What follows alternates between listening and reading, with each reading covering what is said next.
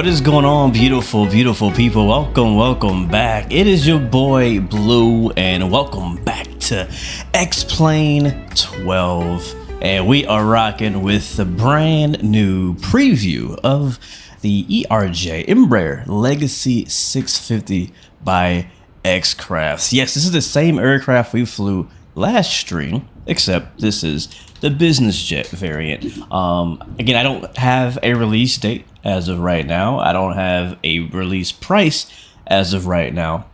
So you have to stay tuned for that. And I apologize, I don't have the information. In fact, I don't even know if the developer knows when it's gonna release. I'm sure he has a goal, but I don't know. So if I want to put that out there right now, I don't know when it's coming out. I know people are gonna ask throughout the stream, and that's okay. And I'll keep answering that I don't know.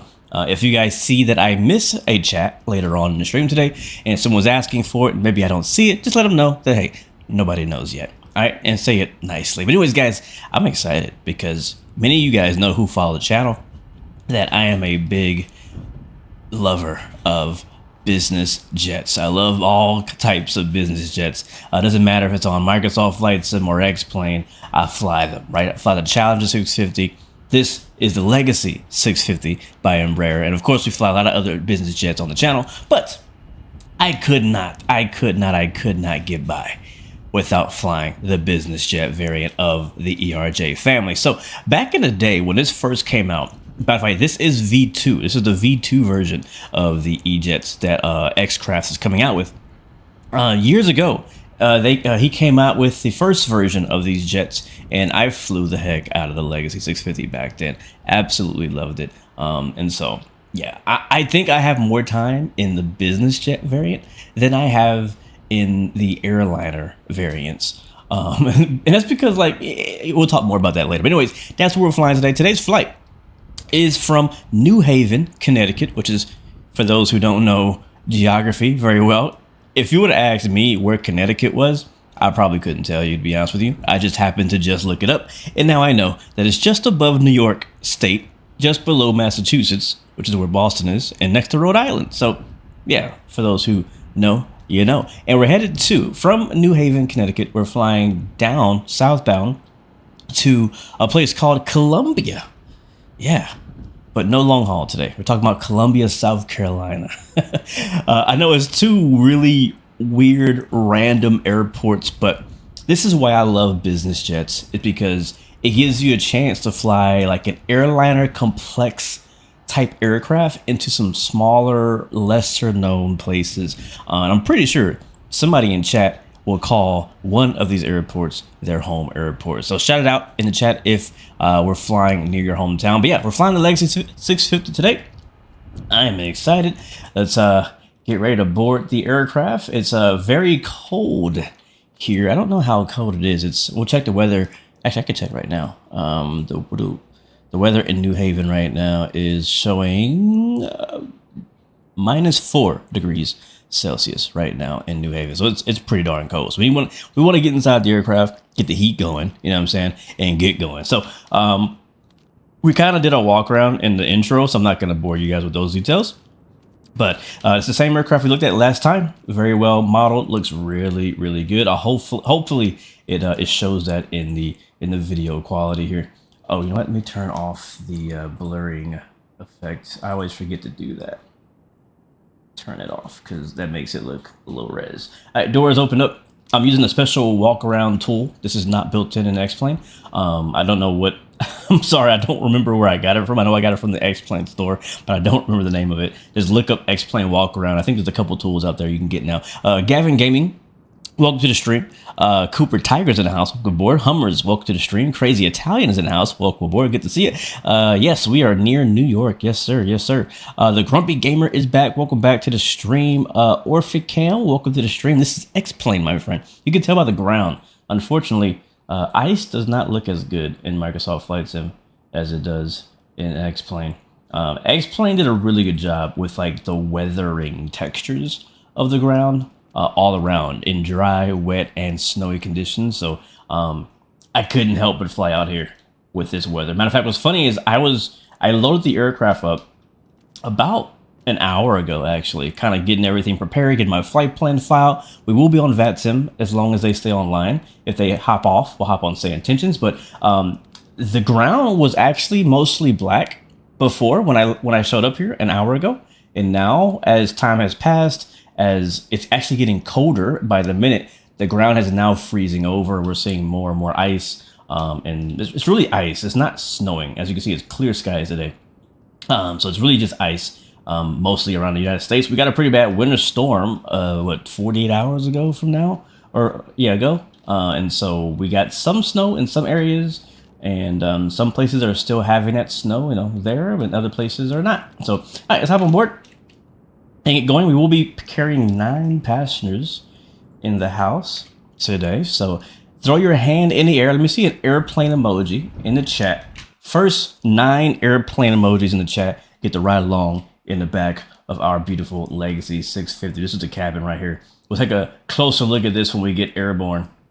But this is a sneak peek of the cabin we're working with here in the Legacy. We got doors, privacy door in case you guys are having a nice private discussion. But again, we'll go back to that a little bit later. But I'm going to go back and look at that. I'm going to write you guys' name down. Matter of fact, let's do it right now before I forget. All right, we got, who's riding along? Let's get our manifest going.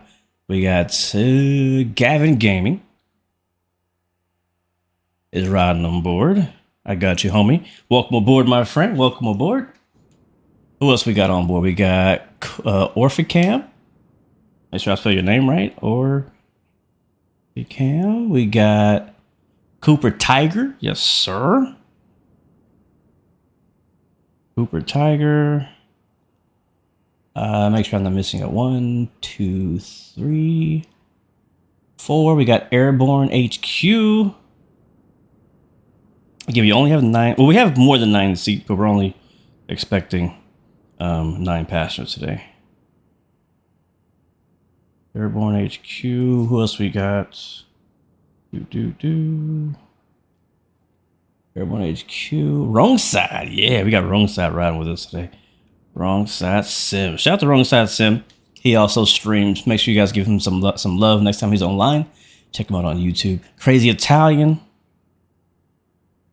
Just hold on a second, guys.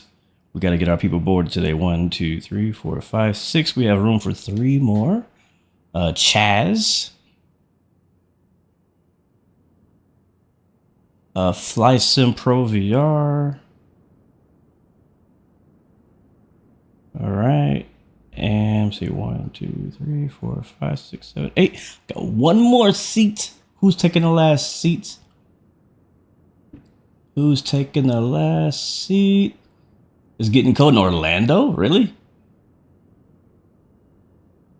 We'll take Eliza. Is that Eliza? Eliza Mudio? All right.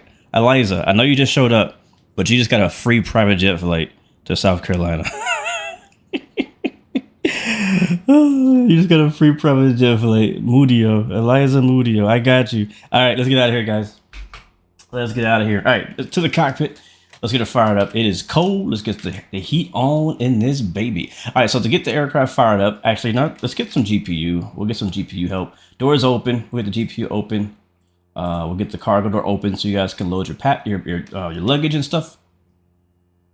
All right, good to go. All right, make sure you guys don't carry nothing sketchy because they are checking your luggage at the FBO. Just letting you know. You know what I'm saying? Just letting you know. All right, so battery 2, battery 1. Make sure our sounds are nice and loud. There we go. GPU available. Avionics 1 and 2. And we'll get the fuel pump number 2 turned on. We'll get our nav lights on. Emergency lights armed. We'll clear that caution. And clear that warning. It's going to take some time for the aircraft to align, and that is just fine. And before we get the APU started, we'll do an APU fire test. There it is. And we'll clear those cautions as well. All right, now the APU is tested. Let's go to APU control to on. Now, you gotta wait a few seconds. Wait for that yellow square to stop blinking, which it has. And now we'll go to APU start. Click it over. No need to hold it. And it should be firing up right now. Yes, she is. Do I like college football? I do not watch college football, no.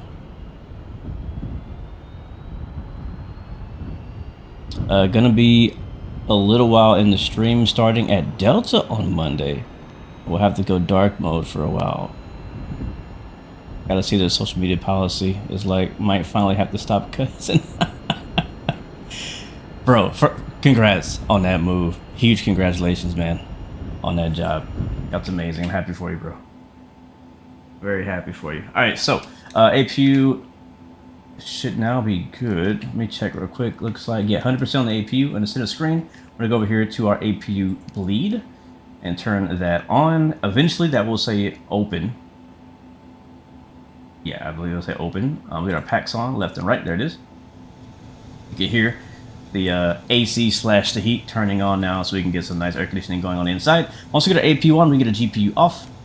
So still gonna say GPU avail, but have that turned off like that. We'll get our smoking signs and seatbelt signs on. That's good to go. Logo lights on, dome light off. Don't need it. It is morning time in the sim. And now we will dive into our FMS. Won't take us very long.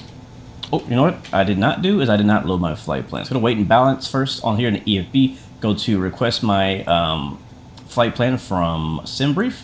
That is our flight plan. Kilo Hotel Victor November to Kilo Charlie Alpha Echo. I call it KK. View load sheet. Load plane. All right, now the aircraft should be loaded. We'll go to takeoff performance, and we can do this much later, but because I already kind of know what we got going on, I'm gonna put this on now, and we'll adjust it when we get our IFR clearance later. And hopefully ATC stays on long enough for us to get our ATC clearance. So what we're planning on is runway 2 out of New Haven. We'll do regular takeoff thrust. We'll do it's not dry. We'll say it's like medium to poor, which means it's wet, snowy, icy. Flaps 9 for takeoff. The winds right now in New Haven are 340, gusting 25. So a bit windy here today. So type 320/25 right there. Go to temperature. Temperature is -4. That's going to keep getting colder. QNH is 2984. We actually have an ATIS we need to listen to as well. So again, we'll do all the VATS and stuff here in just a little bit. Just want to kind of get everything kind of pre-done. And we'll compute that. I'm not going to send it to my PFD yet because we don't know yet until we talk to ATC what exactly we are going to get. So let's go back into our FMC. Position initialization. We'll go to load our GPS 1 position, which is fine. Continue to the flight plan. There's our origin. We have to type in our destination, which is KK, aka Kilo Charlie Alpha Echo. Destination. There we go. All right, so now for our waypoints, we have quite a bit of waypoints today, unfortunately. I don't know of a way of importing a flight plan in this aircraft. I don't know if that's even possible, but our first waypoint is Bravo Echo Alpha Delta Sierra. Sierra, this beat is automatic, supersonic, hypnotic. All right, so beads, do that right there. And then, we have a airway. It's actually my first time putting an airway into here. Let's see how this works. Every time I go live, I encounter something new. So it says via.to. So I wonder if it wants me to type it that way. I could be very wrong. We're about to find out. So I'd also just let's see if I could just put the airway. So T320, that's the airway. Let's see if I just put that. It thinks it's a waypoint. Okay, we don't want that then. We don't want that. How do I clear that? How do I go back?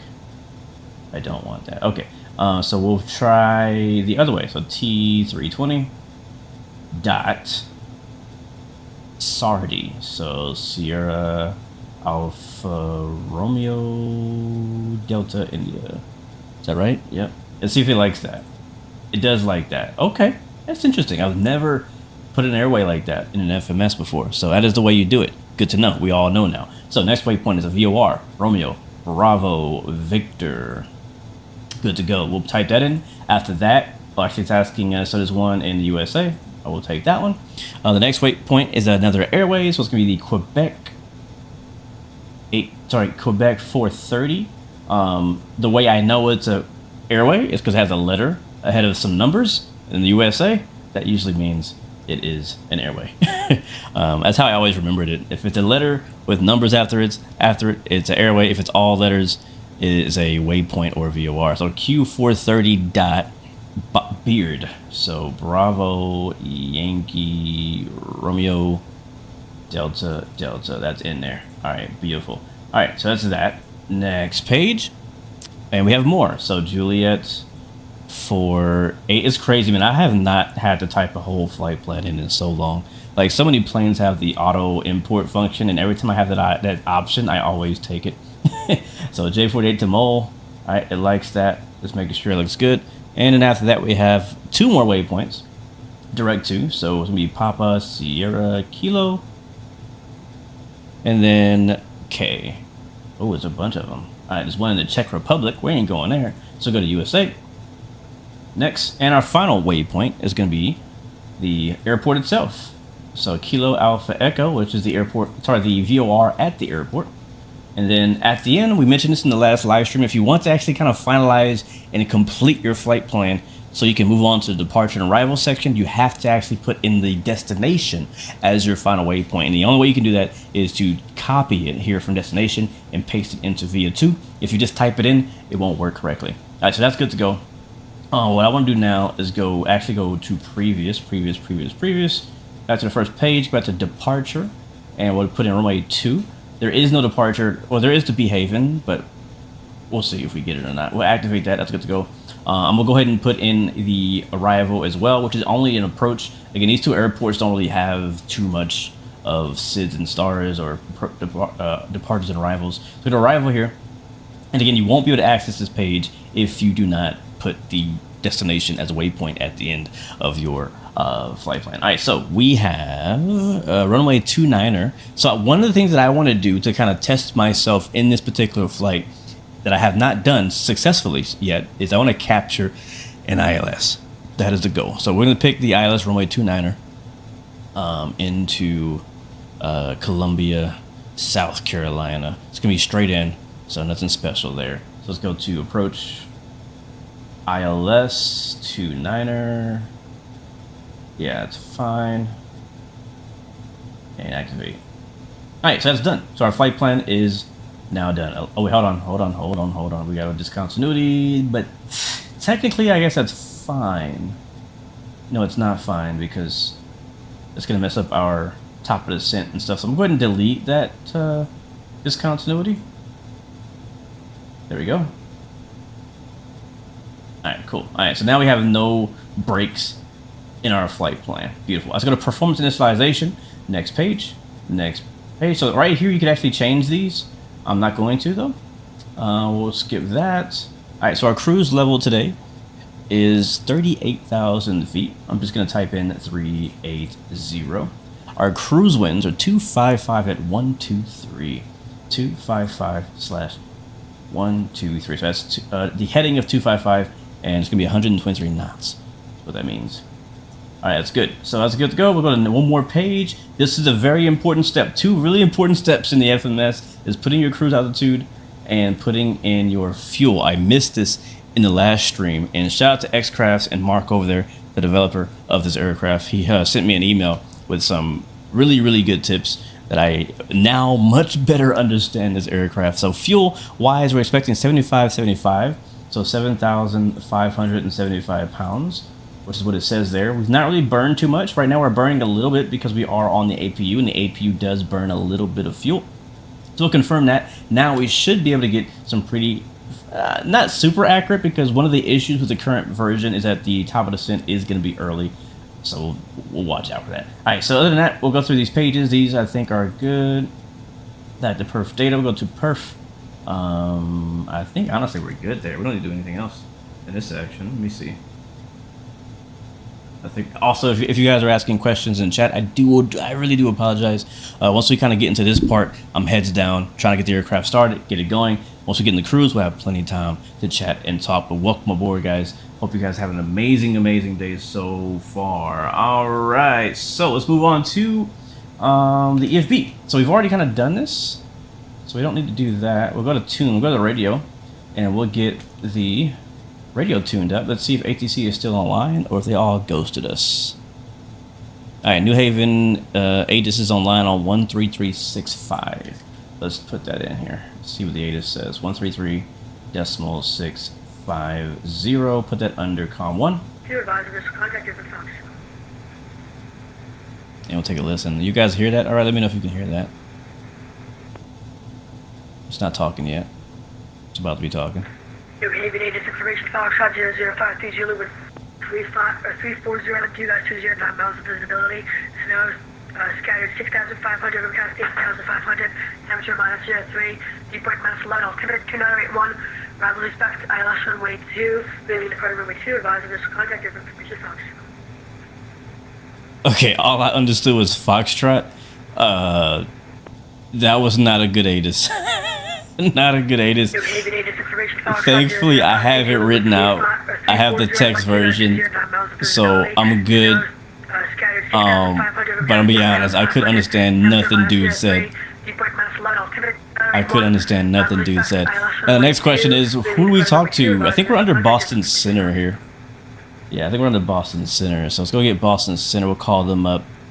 Boston Center's on 1347, so we'll type in 134.7. So we have Foxtrot. Keep that in mind. I couldn't understand nothing he said, man. It was broken and like he was talking so low. Then at 375, descend by the Roebuck 3 arrival, runway 33 left. Altimeter is 281. Let's drop it in. Alright, cleared for the Roebuck 1 arrival, 53 left approach, turns not till probably 9375. Center, hello, Delta 1943.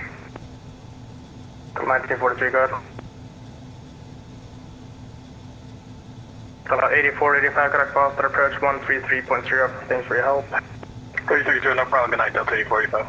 Council 2537, 5 minutes. Ooh, it is busy, y'all. Canuck 1. It's gonna be hard to get a word in today. I can already tell it's gonna be hard to get a word in today. All right, so we need to call ATC and get ATC clearance. So let's get to it. Do they have this private jet in Microsoft yet? No, they do not.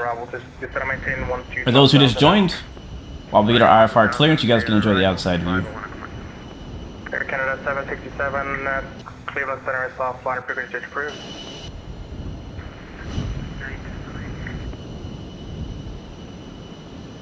What's up, Mike from Cleveland, Ohio? Welcome to the stream, and I hope you're staying warm out there. Cass is in house. D Motley, welcome back to the stream, man. Good to see you. CJ Fowles is in house. The pilot Blake, what up, man? I missed you too, bro. Thanks for coming through, man. Good to see you. Have you ever seen the movie Sully with Tom Hanks? It's been so long. I actually need to watch it again. I don't remember most of the stuff that happened.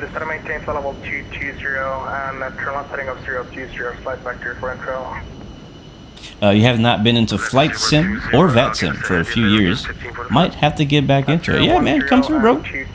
Come through, Sean. All right, let's lock in, guys. Let's lock in and get this IFR.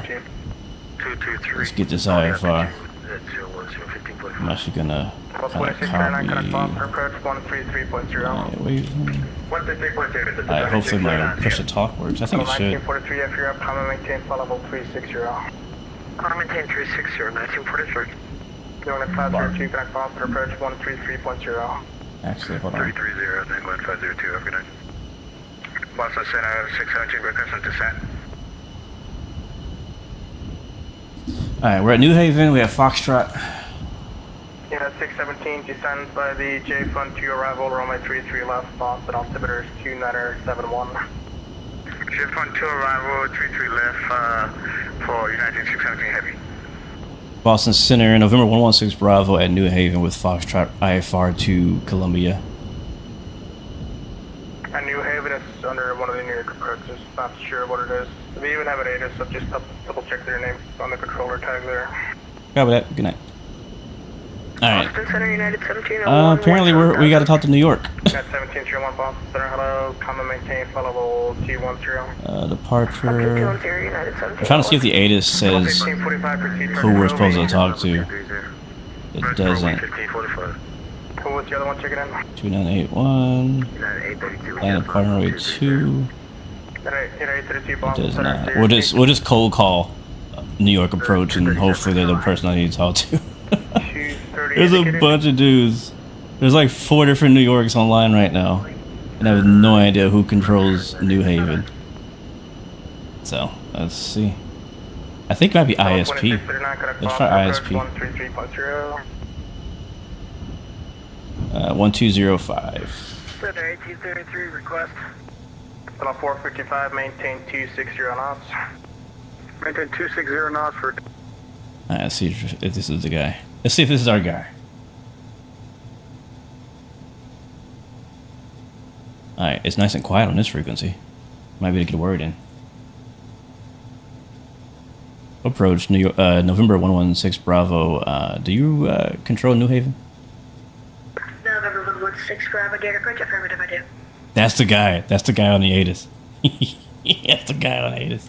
Alright, thank you. November 116 Bravo is at New Haven. Type Legacy 650 IFR to Columbia, South Carolina with Foxtrot. November 116 Bravo, route information, Golf cleared to Columbia via Los Runway heading, radar vectors B's and as fouled, maintain 3000, expect flight level 380, 10 minutes after departure, departures with me, squawk 4025. Alright, clear to Columbia via runway heading, then radar vectors to Beads. We'll expect altitude of 3,000, then 380, 10 minutes after departure. Squawk 4025, and departures with you. November 16 Bravo. November 116 Bravo, we're back correct off taxi. Beautiful. All right, he sounds much better on this radio than he does on the ATIS. I'm probably gonna let him know, like, hey, your ATIS kind of sound unreadable later. Also, just kind of FYI, your Foxtrot ATIS was a bit hard to hear. Roger, I'll re-record it. All right, cool. All right, so we're good to go. Thank you, Jacob. What's up, Jacob? Speaking of ATC controllers, good to see you, man. Welcome aboard. All right, so let's get everything fired up and get on out of here. It is a busy airspace and a lot of fun to be had in the snow, playing in the snow, taking advantage of the cold weather here in the just few days of cold weather we get, which is pretty cool. All right, so we got everything done on the FMS. We got exactly what we asked for, flight level 380. We will go directly to 3,000 initially. So we'll do 3,000. And 116 Bravo, that should be better now. Thank you, I'll take a listen. So 3,000 and runway heading, which is fine. We'll switch our mode to FMS here. It's going to switch our nav mode to FMS to make sure we can track that.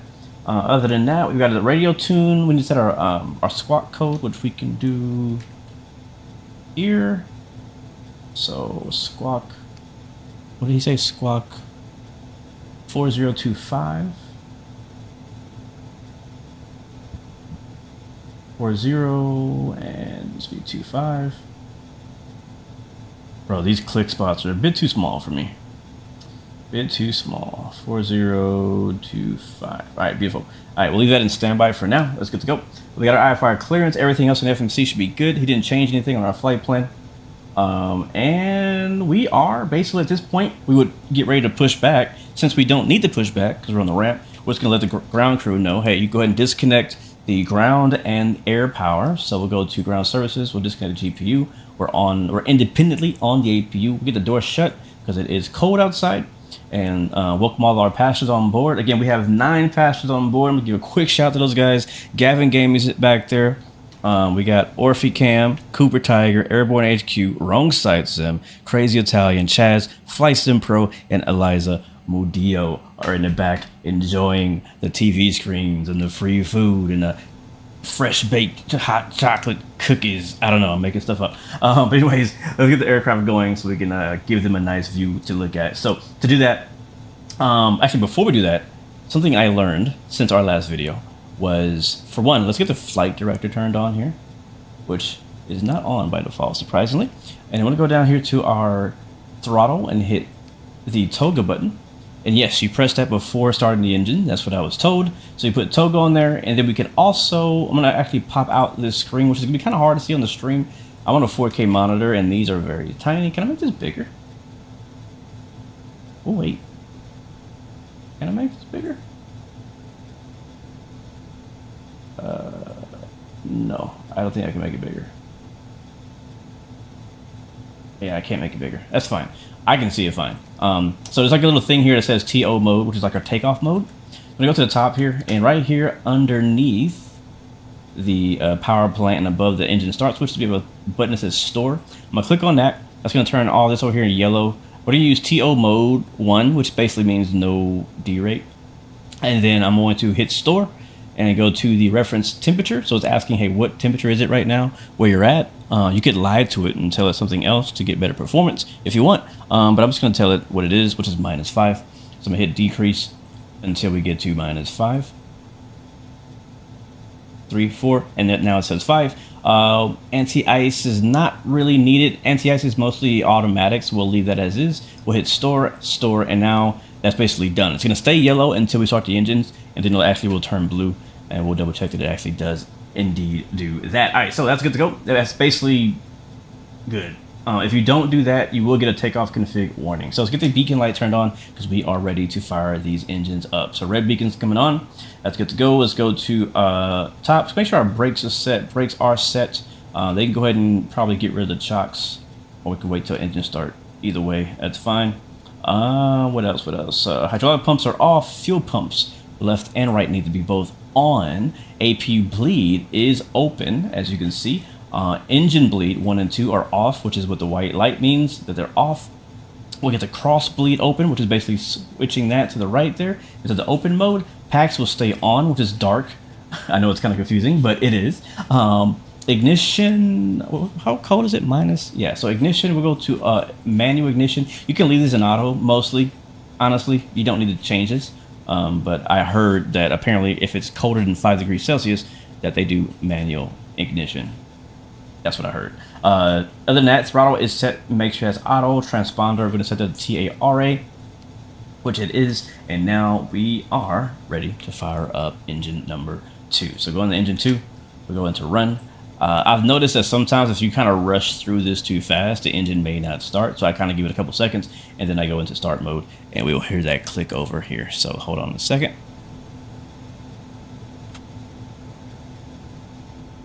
There it is.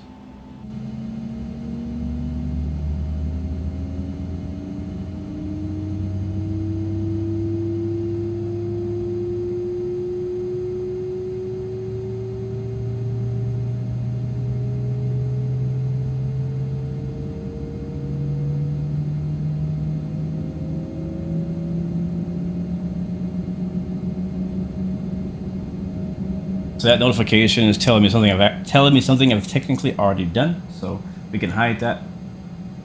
If you don't want those notifications popping up on the aircraft, you can turn those completely off in the settings and they'll never show up. All right, just double checking that we do have a, yeah, all right, we have a good engine. Let's just making sure, because we could have had a failed start and we don't want that. All right, so that's good. Starting engine 1 to run, give it a few seconds there, and then fire it up. See what it sounds like outside.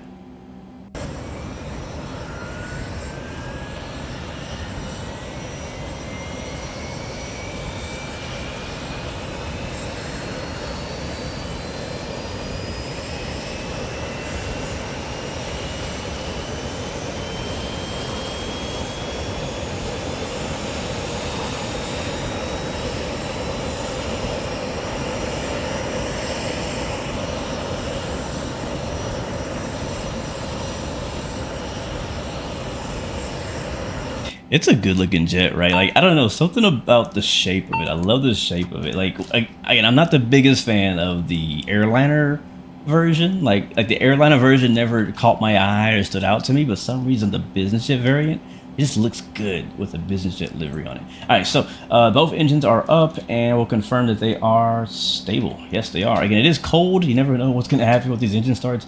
Out here in the cold, you might get something going on. All right, so that's good to go. Now that that's done, we'll go ahead and close our APU bleed. We'll open the engine bleeds and we'll put our cross bleed to auto. Our packs are already on, so we'll leave those on.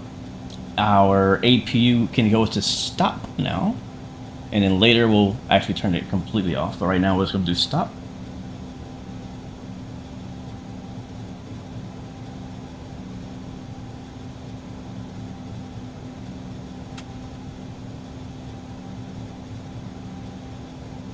Hold on. Got a text from dispatch. Alright, so cross bleed auto, what to say, packs on. We're going to get our hydraulic pumps to auto. I usually do that while I'm waiting for the APU to stop. APU is actually stopped. We go off on that now. Beautiful. Alright, next up, we'll go and get our... Actually, there's usually a sterile switch in the airliner variant, but it's not in the business jet variant, so we'll ignore that step. We'll get our windshield heat turned on. Basically, if all the lights are off, then it's kind of ready for flight. We can now get our flaps set to 9. That's 1 notch, and we can confirm that here in the center screen. Let's say flaps dash right now. It should go down to 9. There it is. 9 is set. And then we'll verify our takeoff speeds, which we have not done yet. That's going to be here in our EFB. Go to takeoff perf, send these speeds to the PFD. That's 099. Holy crap, I've never seen a V1 that low. V1 is 099. VR 118, V2 128. That's crazy. So that's our V speeds. We will go ahead and get our pitch trim as well, which right now it says 8. I usually kind of wiggle it a little bit just to make sure it's in range there. So that's good. 8 is good. We'll get the flight controls ready. First, before we do that, we got to undo the gust lock. So we'll click on the gust lock. You have to be in auto gust lock mode in the EFB. Click on that. Give it a second. We'll actually see the yoke move as it unlocks itself. Is my track IR on? I don't think it's on. It is not. Let's get it on. Let's get track IR turned on.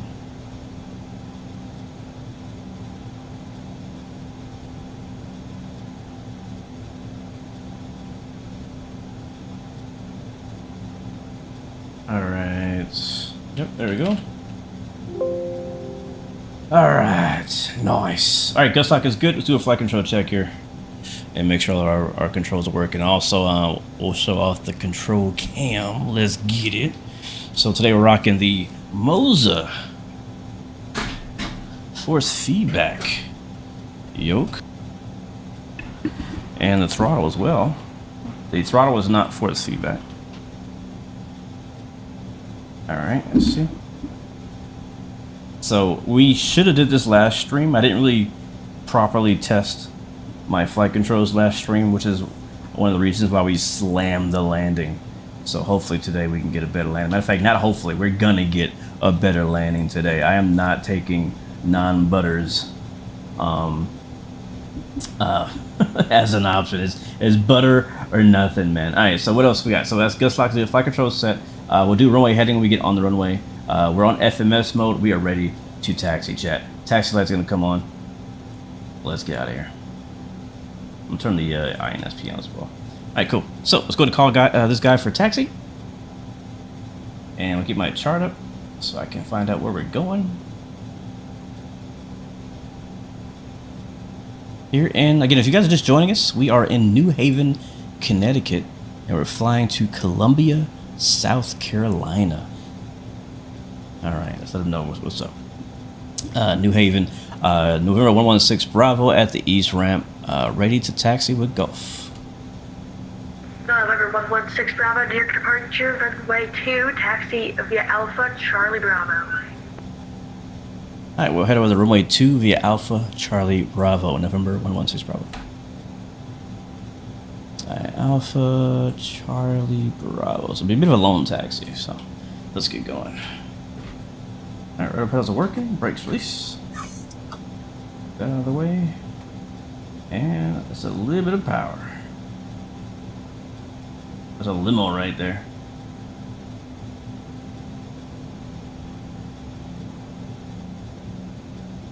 Oh, the sun's coming up. It's gonna look nice. Do I have chocks on? I think I have chocks on. We're not moving. Nope, no chocks. So why are we not moving? Oh, I see what happened. I think I put the brakes on, not off. Alright, let's get out of here. Alright, we can make a right here.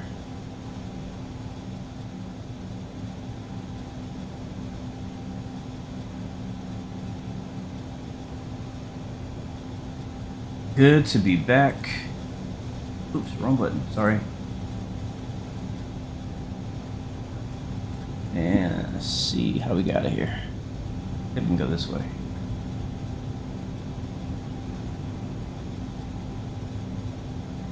I think we can go this way.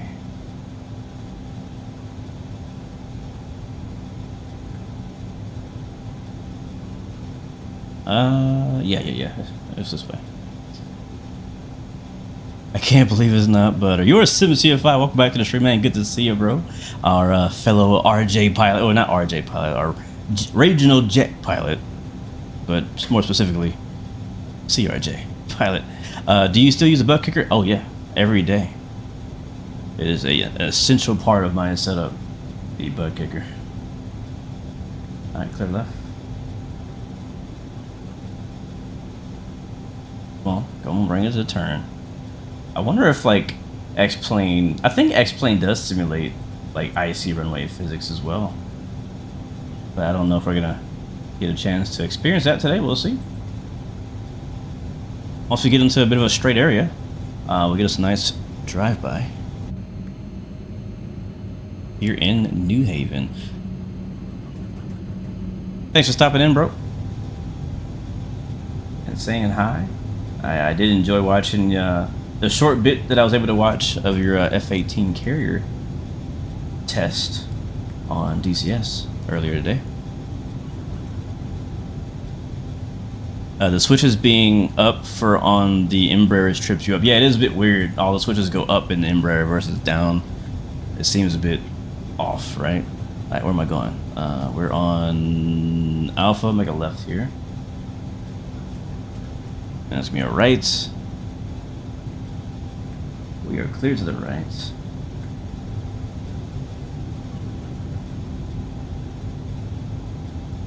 Yeah, like this is what I wanted. When I talk about winter flying, you know what I mean? Like this is what I want the world to look like. This is what I want the world to look like. It feels cold.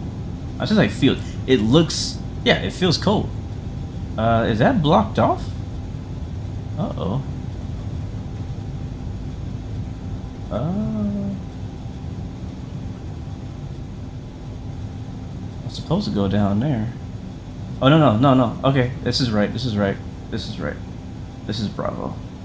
I was worried. I was like, I thought I'm supposed to go that way. That's pretty cool. I love those barriers. That's nice. That's nice. And then from here, we'll basically continue straight on Bravo all the way.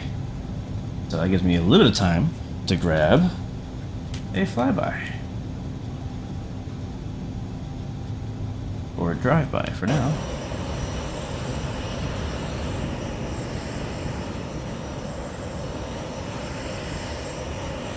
Oh, she sounds good too. That sounds real. That sounds real.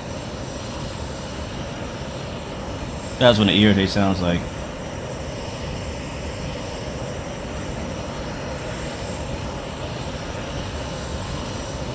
Can we get another stream of the Flight Factor 777-200?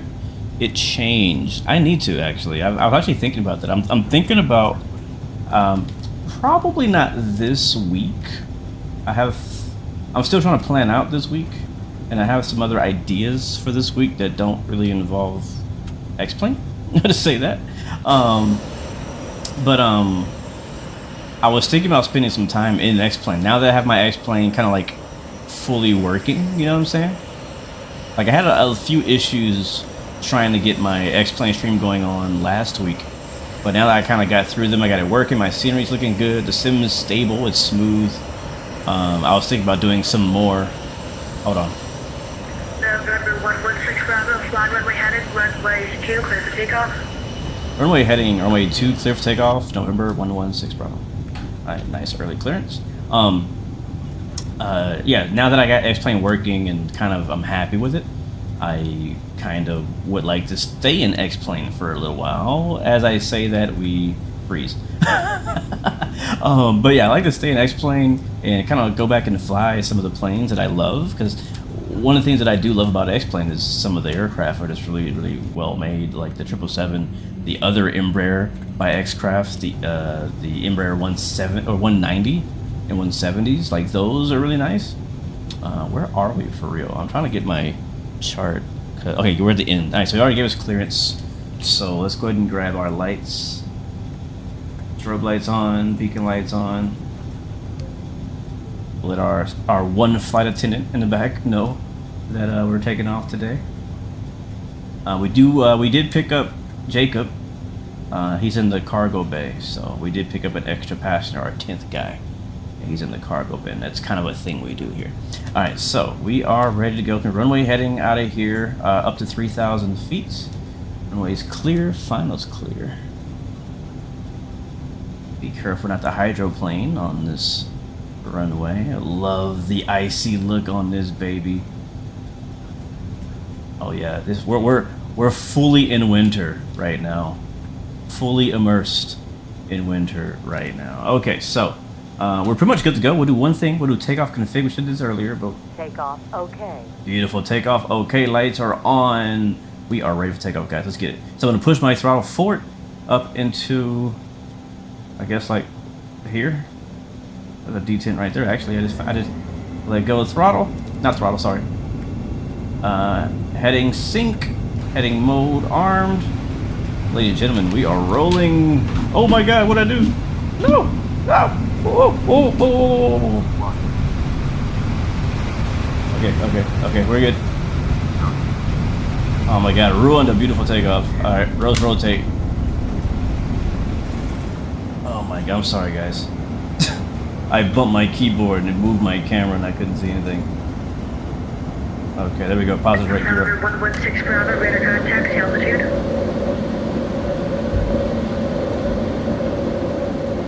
116 Bravo, 1000 for 3. November 116 Bravo, roger, climb and maintain 8,000 to right head 180. 8,000, 180, November 116 Bravo.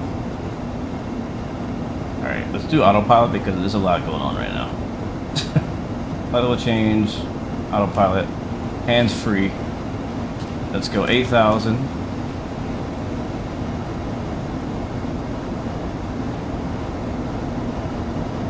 That's close enough. And heading 180, which will be a right-hand turn, I guess.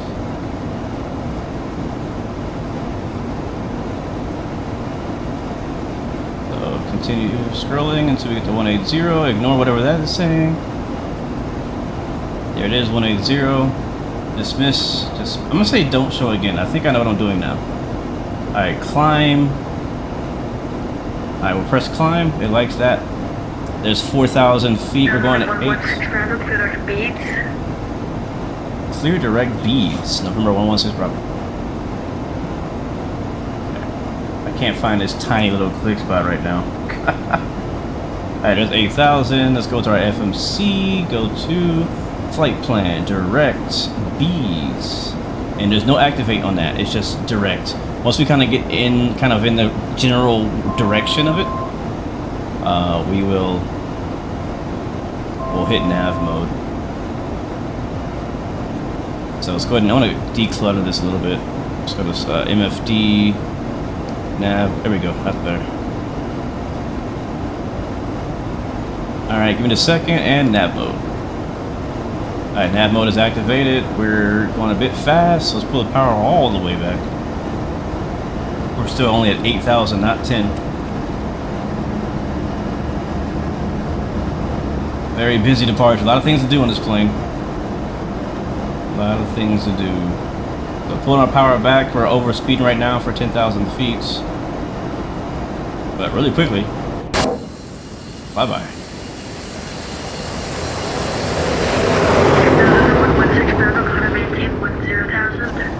Alright, climb and maintain 10,000, November 116 Bravo.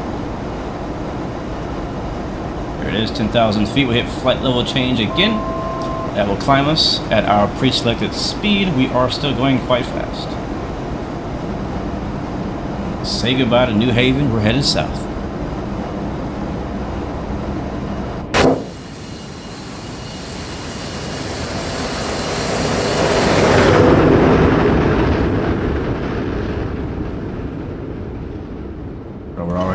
We're already getting kicked by that wind.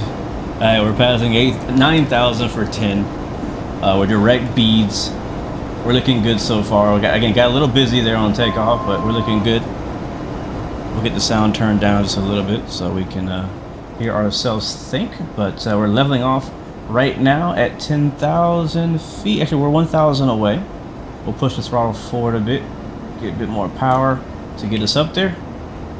We're cutting through the clouds. It's not very cloudy today, surprisingly.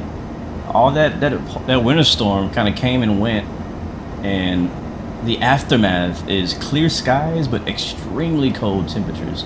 Actually, yeah, that's like an aircraft carrier right there, guys. Is that an aircraft carrier? Where'd he go? Yeah, that's an aircraft carrier. Look at that.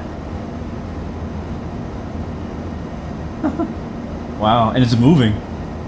That's cool. At us 10K, I think at 10,000 we can go. Yeah, we can go faster than 250 knots. So we'll do that and wait for him to give us higher.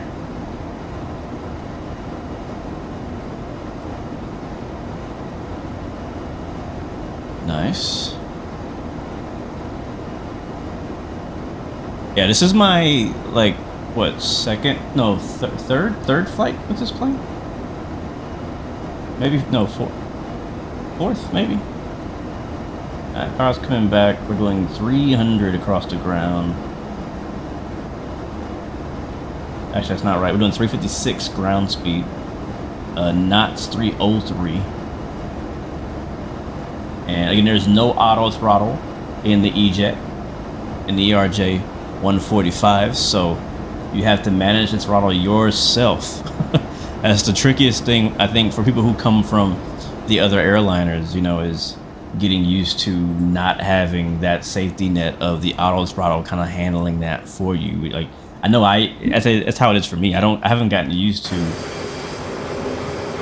having to manage that myself in a jet. And jets are so powerful, even at our cruise altitude of 38,000 feet, we can still speed. We up though. Still a little bit of snow left on the ground. It's kind of fading, but we're looking good, chat. Looking good.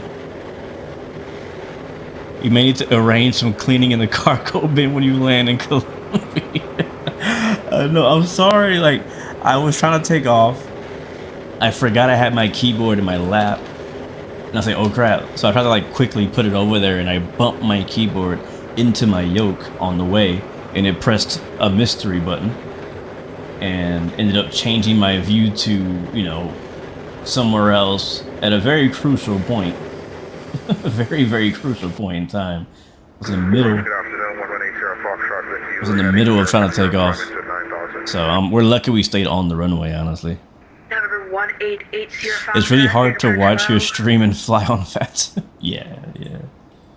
I feel you. Especially if you're busy, man. It's hard to do anything else when you're busy.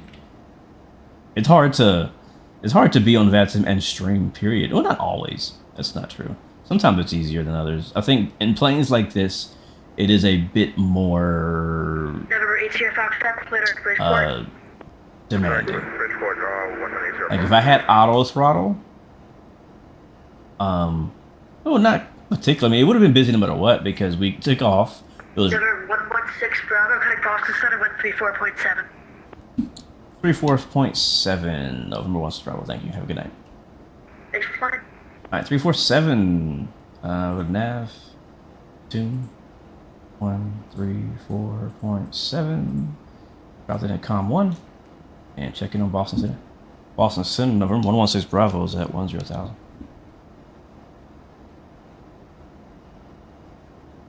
Out of where? I almost said the wrong thing. I don't know. We are about 10 miles from Beats. Sparrow 202, frequency station approved. That's it.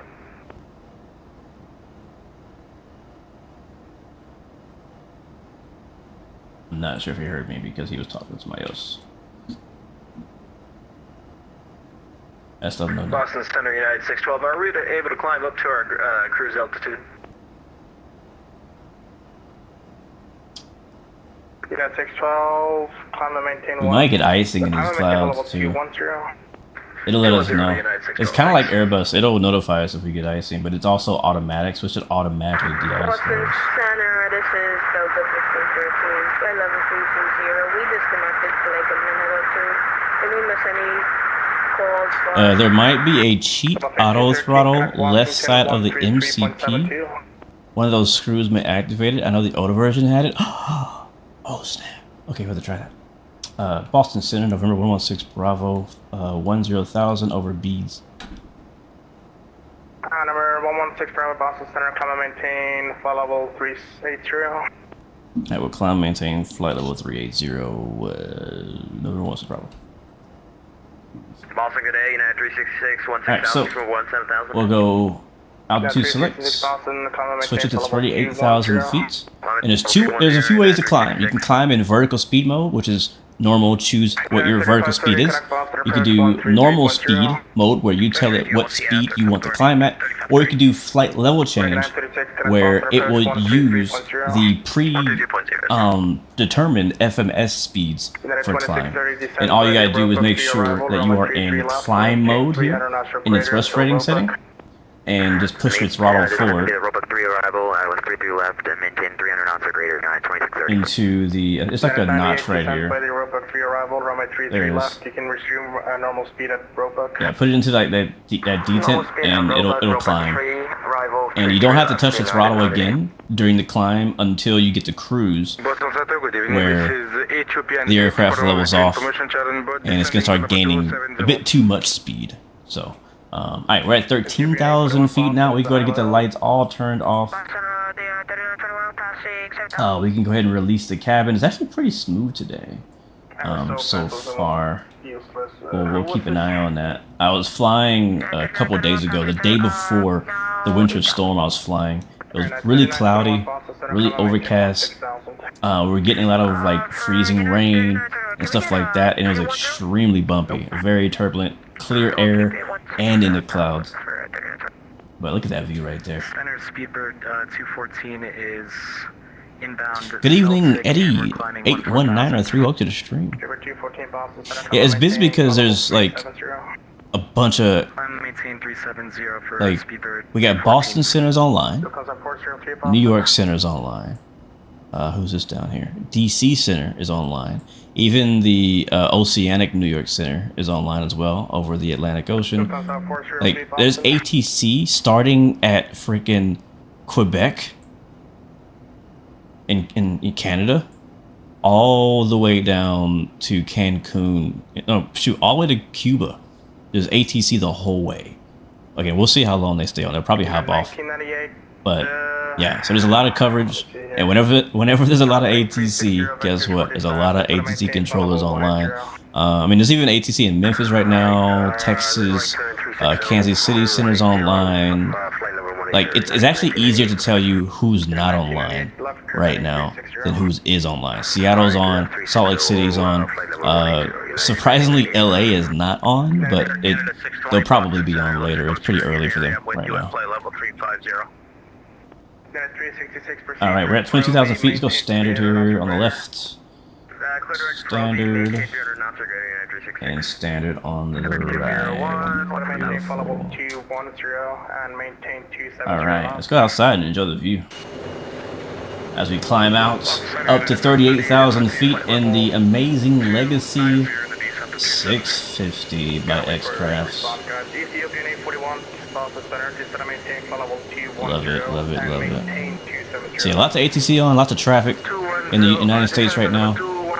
There's even a lot of people doing long hauls like London, surprisingly.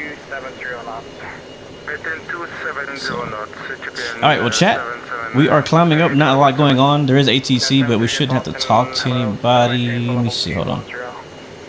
We might get a radio frequency change. Where am I?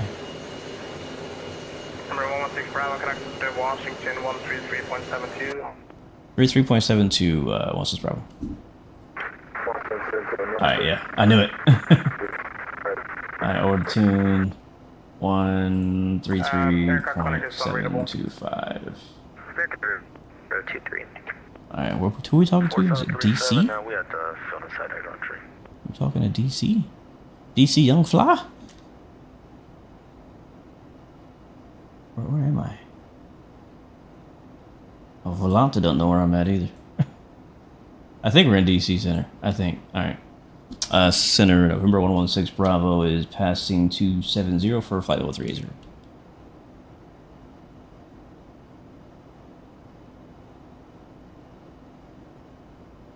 Delta 2463, clear at Dorn.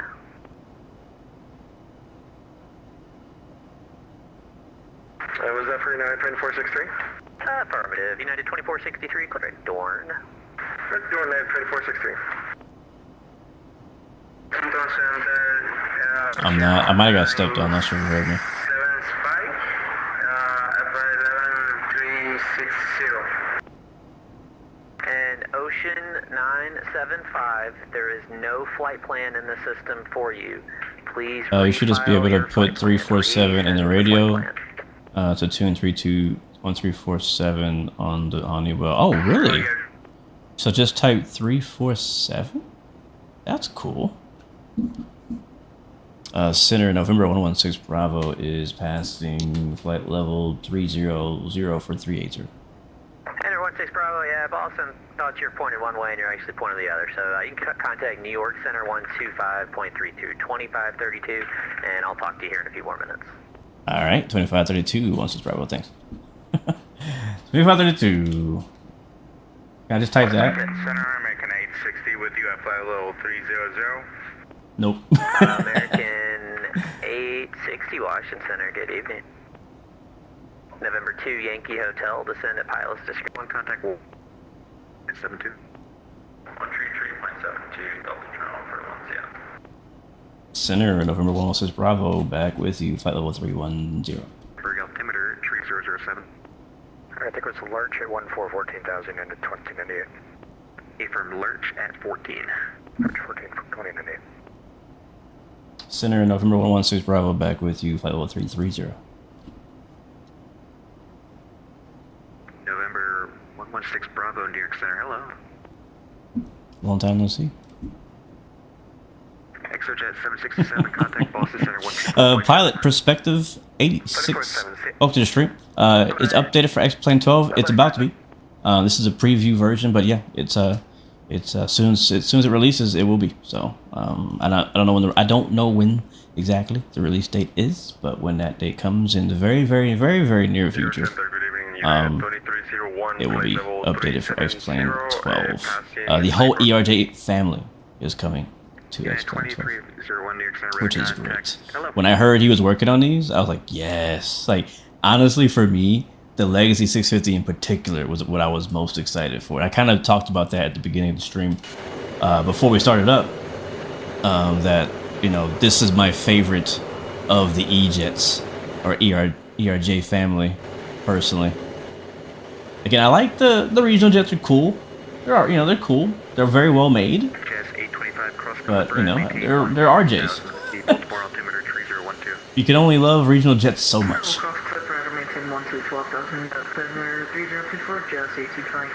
can only love them so much. But I do love my business jets. It looks really good HD. Speaking of that, HD, great stream. Was that yesterday, the day before? In the 777 in the snow? That was pretty cool to watch. Pretty cool to watch. Tell you, man, Flight Factor's done it right, man. Flight Factor did it right. In all areas. Yeah, I missed flying it too, man. It's good. It's nice. It's nice. Does this plane have auto throttle? The answer is no. But somebody in chat just said a second ago that there might be a secret button.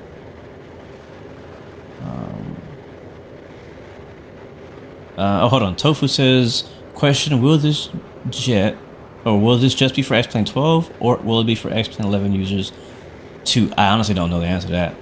I don't know.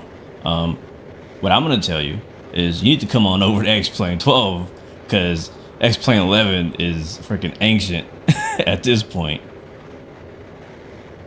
VATSIM shows me in Z and Y.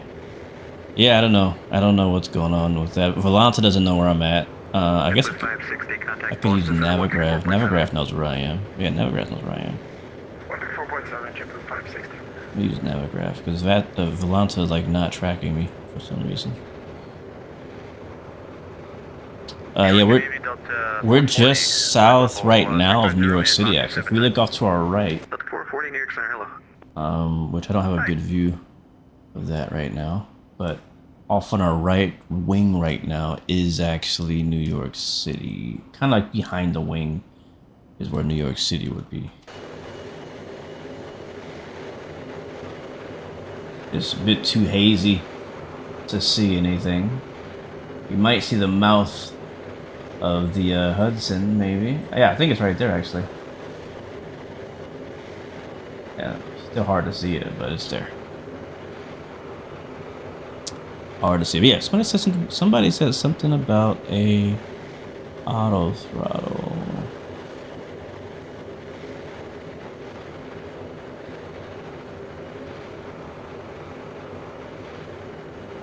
Have I played Arc Raiders? I have actually not, but like my whole real life friend group plays it, and they've been trying to get me to play it, and I've been I've been rejecting them. I have been watching a lot of TikTok videos and stuff about it, which has been hilarious to watch. But no, I've not played it. I don't really have plans to play it. Zach Jones says both of our home airport is KDWH. Nice, man. You do know that I have a scenery that I made for that airport. In case you didn't know, I made a custom scenery for KDWH in Houston. That's free for Microsoft and X-Plane. I don't know if I uploaded the X-Plane one. I don't remember if I uploaded that one. I assume I would have, but you have it. Dope. Just making sure. I made it for us, man. I made it for us. I made it for people like us, because our airport needed some love. So I gave it a little TLC. It's windy in IAD. Where you flying, Cooper? Where you flying, man? It does look good, Star. It does look really good. For VFR flying, Microsoft Flight Sim is better, or X-Plane 12. I have Microsoft Flight Sim. I might get X-Plane 12 as well. For VFR, I would go for Microsoft. I mean, you can fly VFR on X-Plane. The physics are really nice. There's some really detailed GA planes in X-Plane for you know, GA flying and VFR and stuff like that. But you know, unless you have really good ortho imagery, like I have down low, it's really not that worth it. But Microsoft still beats it even if you have ortho, because you get like some of the a bit better like POIs and things like that, points of interest. It just looks more legit. MCP left side. Let's take a look. What are we at? We're at 38. All right, so we're at 38,000 feet. So that when we get here, we need to go down here and go to cruise. So you click on cruise for thrust rating, and we're actually gonna bring our throttle back just a little bit, and we're gonna kind of play with that for a while until we reach the sweet spot. Because again, there's no, well, we're about to see if we can find an auto throttle, but there's no official auto throttle.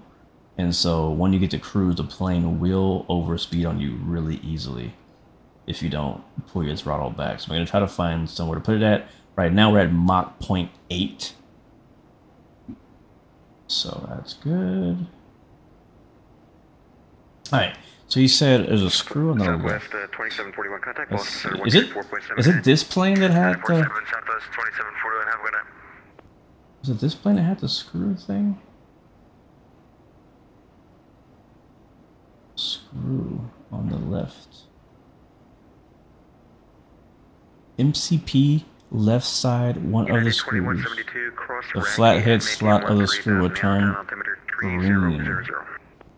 Okay. 3000 and cross track Yatter maintain 13,000 2172. Alright, so this is the MFD. You mean like this one here? Or the top left? I see these screws. Nothing there, nothing there. Nothing on the right. Am I in the right area? The autopilot panel. Oh, okay. Yeah, we're a bit off. Alright, so here it is. Oh! Did we find a cheat code? Oh my god, this is gonna be a game changer. If this works. Okay. So, if you're telling me, if I click this screw right here, that it might turn on a secret auto throttle? Let's see. Oh, I think it did it. I don't know if it did it. I can't tell. I pressed it. So something. 440 contact Boston Center 134.7. I think something happened. I think something happened. How do I don't know. I don't know if it did it. It should light up green, like the screw itself should light up green. There's definitely no light.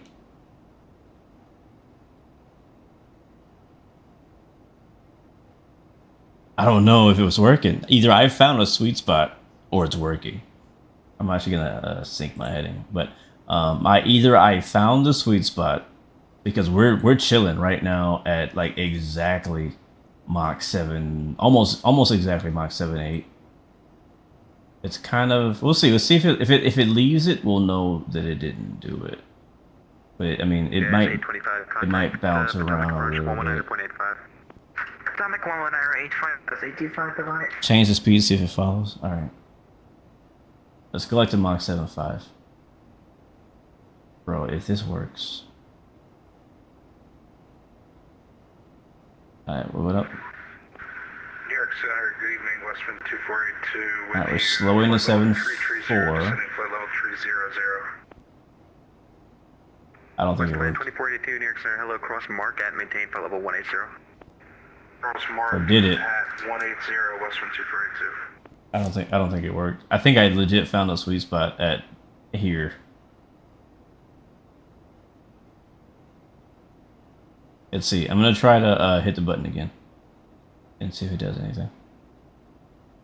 Cause there's a click spot there. That's why I'm like, yo, all right. United 2301, cross Iraqi at maintain 13,000. The Allentown altimeter 3000. 3000 and a cross Iraqi at maintain 13,000. It's weird because if they removed it, they left the click spot, but they removed the code that does the auto throttle part, which is weird because the click spot's still there. Yeah, it's not doing anything. I'm clicking it, so. All right, well, I got lucky though, and I found it. Well, I mean, we're slowing down. We are slowing down. We're slowly slowing down. This is a mystery now. Like, are we slowing down because I pressed what we think is the secret auto throttle button? Or are we slowing down because it's just slowing down because I did not find the sweet spot? United 2172, cross suite at maintain 7,000. Is the speed button clicked? No, it's not, Zach. I didn't press the speed button too. Yeah, like the lower one didn't do anything. Let's see if we hit the speed button, if it does anything. Because usually, here's the thing, usually if I hit speed mode, it's going to try to, screw it, let's just try it. Let's see what happens. I can fix it if it breaks it. So speed. Oh snap.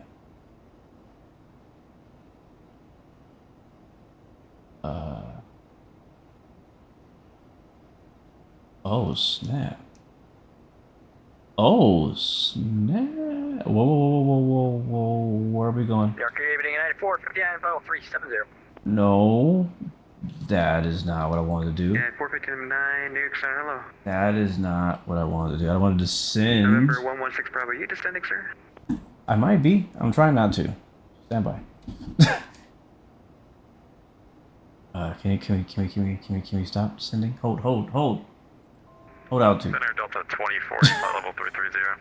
You guys can get me in trouble. 2040, New York Center, hello, cross news at maintain Alright, flight level 270, so maintain 300 knots or greater in the transition. I'm gonna hit speed mode. Cross news 270 or above, Again, maintain. it should climb us, not descend us. Maintain flight level 270 at news and 300 knots or greater in the transition. Let's go 38,000. 270 at news and 300 or greater through the transition. Delta 40. Delta 2109, contact Boston Center 134.7. 1347. Alright, flight level change. I don't know what it's doing. We're gonna use flight level change to get back up there. Antioch, New York, United 459, we're 25%. Apologies, I forgot to say we're at Mach 0.77 or less. Yeah, I think they took it out. I'll ask 459, New York Center, Roger. I'll ask. For you shortly. Hey, Roger. I'll ask S-Craft contact after the stream if they got rid of it. Hopefully they bring it back though, 'cause I think it's a pretty cool Easter egg. Cross Raki, or correction, cross suite at maintain 7,000. I think it's a pretty cool Easter egg to have a secret auto throttle. Was it the Citation 10? Wasn't it the Citation 10 in Microsoft that has the secret auto throttle buttons as well? I can't remember. There's another plane that did that. Alright, we should be in cruise still. Alright, we are in cruise. That's good. We're still in the detent. I'll just make sure we are. Okay, now we're... It might have changed it, because I didn't move my throttle. It might have... Oh wait, no, I did. I moved it back. Yeah. Alright. United 675, New York Center, hello. All right. For sequencing, turn left heading 360. Yeah, like I said, I'll ask and see if they took it out, and I'll also ask if they could put it back because I liked it too. I forgot about that. Forgot that was the thing.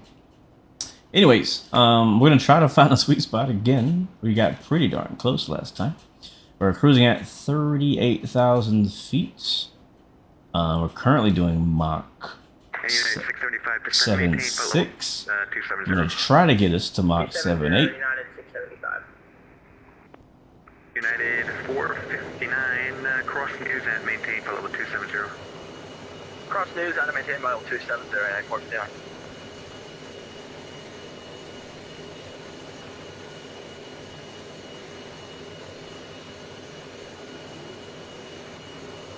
All right, cool. We are flying. All right, how we looking? See, again, I don't think Volanta's tracking me, so I'm not gonna get a ETE. No, I'm not. We can look and make sure we're getting the top of the scent marker here. Let's bring the power back now. Bring it back, bring it back. All right, nice. All right, cool. So I'll go in here. I should be able to see it on the perf page. Is it progress? I think it's on the perf page. Perf in it. United 675, turn right heading 110. 110 United 675. No, this is not it. What page is it on? Is it perf? Is it cruise? No. Scent? I always forget where to find it. The top of the scent thing. This is not a particularly long flight. Center 134.7, Delta 2040. Right now we're speeding a little bit. It doesn't like it when you go over Mach 0.8. Even though you're not in the red tape still, it still kind of yells at you saying over speed. You can't hear it, have it turned down really low, but it starts saying over speed, over speed. I'm pulling the power back on the throttle a bit more. Contact approach, or correction, Newark approach 128.55. 2855, United. Is Max still here? Does he remember where the page where it tells me on top of the scent and stuff? I thought it was here. Perf plan?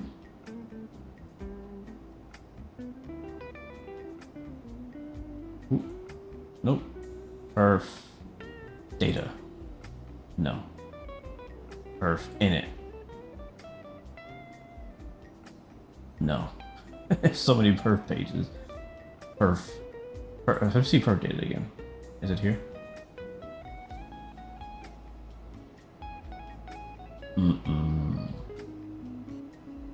They made the auto throttle optional. Turn right heading 130.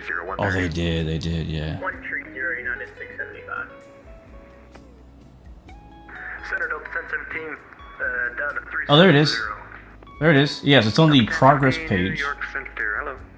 Under next, on the second page of the progress page. That's where it's at. All right, so we are showing 440 miles until the top of the descent, and it says an hour or 45 minutes. That seems wrong. Yeah, 675. Turn right heading 150. How long is this flight? 150 United. Oh, 2 hours. I didn't even check that. I didn't even check how long this flight was. 300 knots or greater in the transition. Jeez. 300 or greater in the transition, 9459. Alright, we're good. Yes, sir. Nice, nice, nice.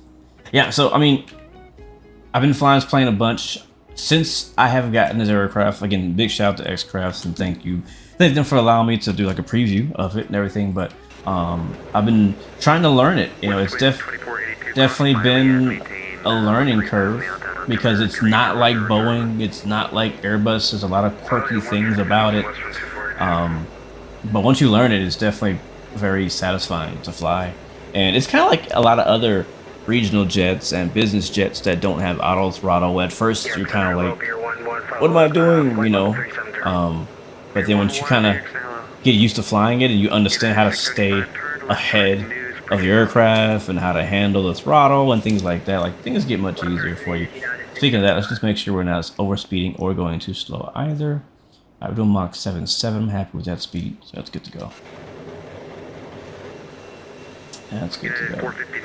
You can see some of the snow down there, the sun reflecting off of the snow down on the ground. I believe we're currently flying over... Are we still with New York Center? I'm surprised he hasn't passed us off to DC, because we're like... I'm pretty sure we're in DC's airspace right now. I'm pretty sure this is DC's airspace, so we may get a switch over to DC in a little bit. That's if they're still online.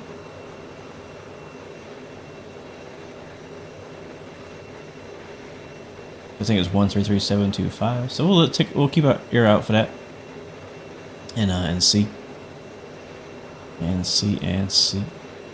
But yeah, so in today's flight we have 9 passengers on board. Hopefully they are enjoying the view. We got Gavin Gaming, Orphicam, Cooper Tiger, Airborne HQ, Wrong Side Sim, Crazy Italian, Chaz, Flight Sim Pro VR, and Eliza Mudio in the back.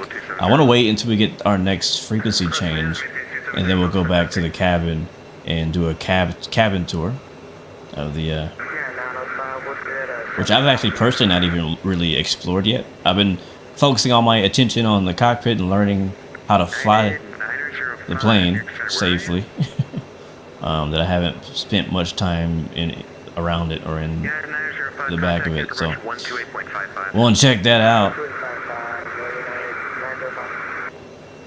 United 675, contact Boston Center 134.7. 134.7, thanks for that. I see if I can find myself Take care, appreciate the help. on the VATSIM radar, because if Alonso's not tracking me, and I have no idea where I am.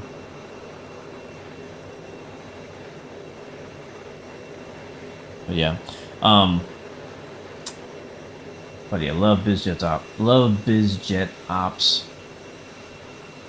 Westwind 2482, cross Beauty at 10,000. And this is what's funny is that before this plane came out on X-Plane 11, I never even knew what it was. I had never heard of the Legacy 650. I had never seen one either, and fell in love with the look of it. And then thought I'd give it a try and fell in love with flying it too. So again, flew it a lot back in X-Plane 11. Like a lot. And hopefully we'll get some good quality time in X-Plane 12. So like I said, kind of on the ground as well. One thing I want to kind of do, again, probably not this week. Because I may have some other plans. We'll see. Never know. But I want to spend some more time in X-Plane. We're not leaving Microsoft, obviously. We're going to always play Microsoft Flight Sim as well. But I want to, now that I have the sim working smooth, I'm scared to say smooth. I don't want to jinx it, but it's running fairly smooth. I want to try out some of the other planes that I like the 777, the other Embraer jet. Matter of fact, I might fly that next, but I gotta relearn that one again because that one's kind of complex as well. What's up, Alita's Maggie? Welcome back. Yeah, everything's doing good, man. Everything's doing really good, man. Thanks for asking. I really appreciate you. I appreciate you. Yeah, so the 777, the Embraer E190 is one of my favorites. What else do I like in X-Plane? The Challenger. Can't forget the Challenger. I always gotta fly a Challenger when I come back to X-Plane. So I want to fly that. Maybe if we get a chance, maybe we could do shared cockpit with that again like we did last time. That was pretty fun. Captain Simp, welcome back to the stream. Good to see you. Welcome aboard. I'm trying to think what other planes. I'm having like a brain fart right now. What other planes do I like flying in X-Plane? Walker 56, 76 rate of contact, 20 miles south. Is that it? Level 2. I don't really have an urge to fly the Zebo. Not really interested in doing that. Not really interested in doing that, to be honest. The Level Up, I'm not really interested in flying that either. I was being straight up with you. The Tolos A340. Yeah, I was actually thinking about flying that. Because the same, or the same plane, the Tolis A340, is what we're getting, or a similar version of that. That's what we're getting on Microsoft 24 soon, with the collaboration between Aerosoft and Tolis. So that will be a good thing to fly to get kind of back used to that aircraft and systems and whatnot. So I may dabble in the 340. 340 is not one of my favorite planes. I've never been a big fan of A340s. Doesn't matter who makes it. So it's nothing, you know, it's nothing offensive to Tolis or Aerosoft or even I&I Builds who made one. I'm just not the biggest fan of the A340 in general. But it was, when I did fly it, it was fun. So we'll give it a try. But no promises. I can never promise. I know, right, Captain? That's what people always say. X-Plane. I fly X-Plane one time, and now everybody's like, "Oh no, Blue is leaving Microsoft Flight Sim." That happens, bro. I'll tell you, if I spend a week in X-Plane, like what I kind of want to do, that's exactly the comments I'm gonna get. Like, "Hey man, when are you gonna fly Microsoft again? Or do you don't fly Microsoft no more?" You know what I mean? So it's all good. It's all good. It happens the same thing on Microsoft. And if I play Microsoft, I get, hey, do you play X-Plane anymore, right? Or do you play DCS anymore? The Epic E1000 is needed in Microsoft Flight Sim 2024. Yeah, the Epic E1000 will be pretty cool. I'll be epic for sure. The Airbags Phenom 300 and Epic Victory Jet are nice to fly. Aerobask. I have that. I have the Aerobask Phenom. I flew, it's been a long time since I've flown it, but yeah, I do have it. I wouldn't say it's like a go-to plane to fly. It's okay. I think it shows its age. Back in the day, you know what I'm saying? Back before X-Plane 12 existed, before Microsoft Flight Sim 2020 and 2024 existed, yeah, like the Phenom 300 was the jet, man. But, you know, I'll fly it from time to time, but I'm not jumping out my seat to fly it. But that does remind me, the one I do want to fly, the one I do like is the FlyJ Sim Q400. I feel like all the planes that I want to fly require quite a bit of like relearning how to fly, because they're not like easy Airbus and Boeings to fly. Like I got to go through the whole manual. Well, I'm not doing that, of course, but I got to watch a bunch of tutorial videos to relearn how to fly it and stuff. So, but I've been wanting to fly the Q400 for a long time. I'm surprised we still don't have one of those in Microsoft. We have a Q300, I think, but it's not the same. It's not the same at all. At all. Hope the Hot Start TBM comes alive for X-Plane 12. Been wanting that as well. I agree. Man, I agree. The TBM used to be one of my absolute favorite aircraft. Like the Challenger, I love the Challenger from Hot Start, right? Don't get me wrong. Still best aircraft in all flight sim. But one thing that it's missing that the TBM had that I personally absolutely loved was the aircraft owner feel. You feel like you owned the TBM that Hot Start made back in the day. That was an X-Plane, was it 10? Or was it 11? Do you remember Pilot Perspective? Yeah, you felt like you owned it because you could do maintenance on it. You could watch things wear and tear. Like that plane was so beyond its time. It was so good. You could actually break it. You know what I mean? Like it was a whole maintenance thing in it. Okay, the X-Plane 11, gotcha. It had a whole maintenance simulation built into it. Like the TBM that Hot Start made in X-Plane 11 was basically what A2A did with the Comanche in Microsoft Flight Sim 2020, but like times 10. So imagine the A2A Comanche or the A2A Aerostar, Piper Aerostar we have, but like even more in depth. Which, I mean, I don't know. It might be the same. It's been so long. Maybe my memory is thinking it's better than it was. But that's how I saw it. It was that good. And so, yeah, I hope he get like a remaster of that. Because I think we need that plane in X-Plane for sure. Captain Sim says, I just picked up the C-130 and it's a great plane, but it's a PowerPoint simulator. I tried turning the EFB tracking and ray tracing and nothing seems to work. Dang, that's what I heard though. I heard that if you turn the EFB tracking off and ray tracing, it should make it better. So the fact that you did that and it's still a slideshow is crazy. I don't know. That's not happened to me. I've not even turned anything off. Mine is basically, I want to say default. I haven't changed anything, but I also have a pretty powerful PC. Speaking of that, please remind me at the end of the stream before I get off. All right, I need somebody to hold me accountable. I forgot to share my graphic settings at the end of the last live stream. So what I want to do is I want to show it on stream tonight, today. Hold on. Contact Washington Center 133.72. Take care. 123.72. Take care. 16 Bravo. All right, man. I thought we were gonna go much sooner over there, but I'm not in a hurry. We're chilling. What frequency was that? Washington Center, which was 33725. Put on this one nav to. There we go. 250 knots. Washington Center, Delta 1943. Go ahead. Are you going to give me vectors in for the approach?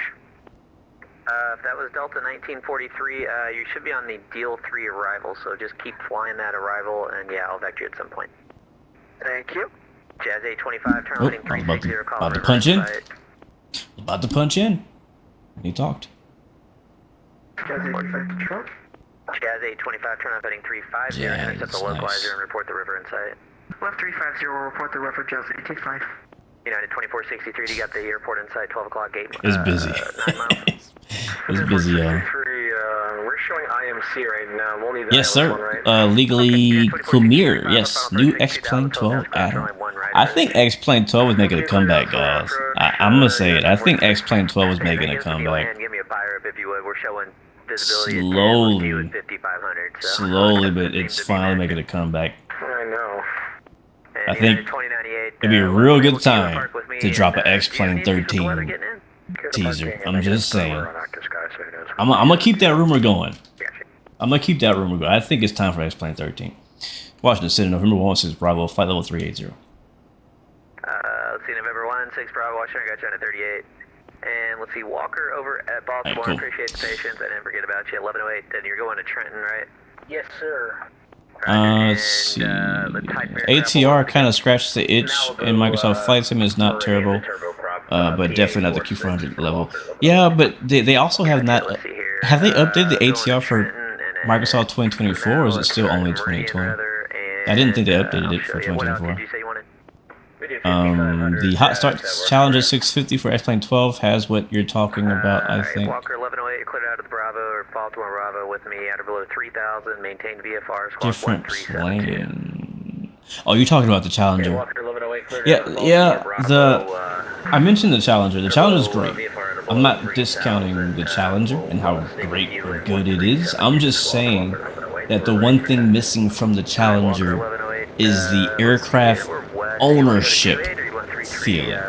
Like, you do feel like a pilot who's contracted to fly the Challenger, but you don't really feel like you actually own it.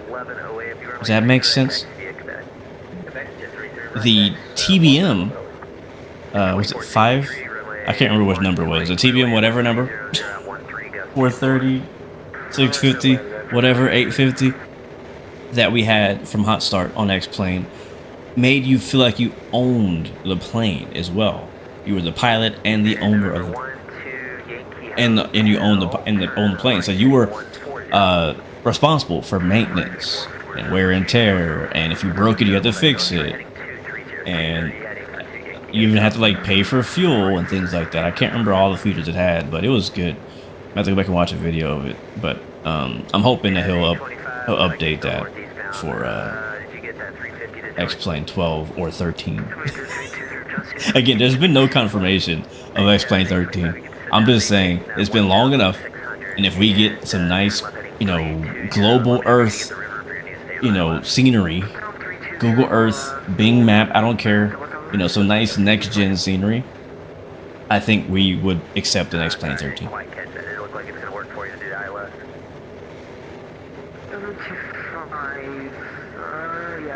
Yeah, the whole FBO simulation of the Hot Start Challenger is amazing.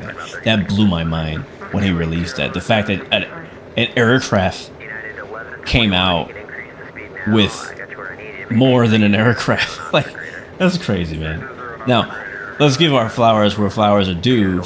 The Phenom from FS Reborn from Microsoft Flight Sim 2024. I saw apparently he has a whole FBO or hangar or something like that coming out with the aircraft as well, which is pretty impressive. So looking forward to seeing that. Hopefully we'll get that sometime this year.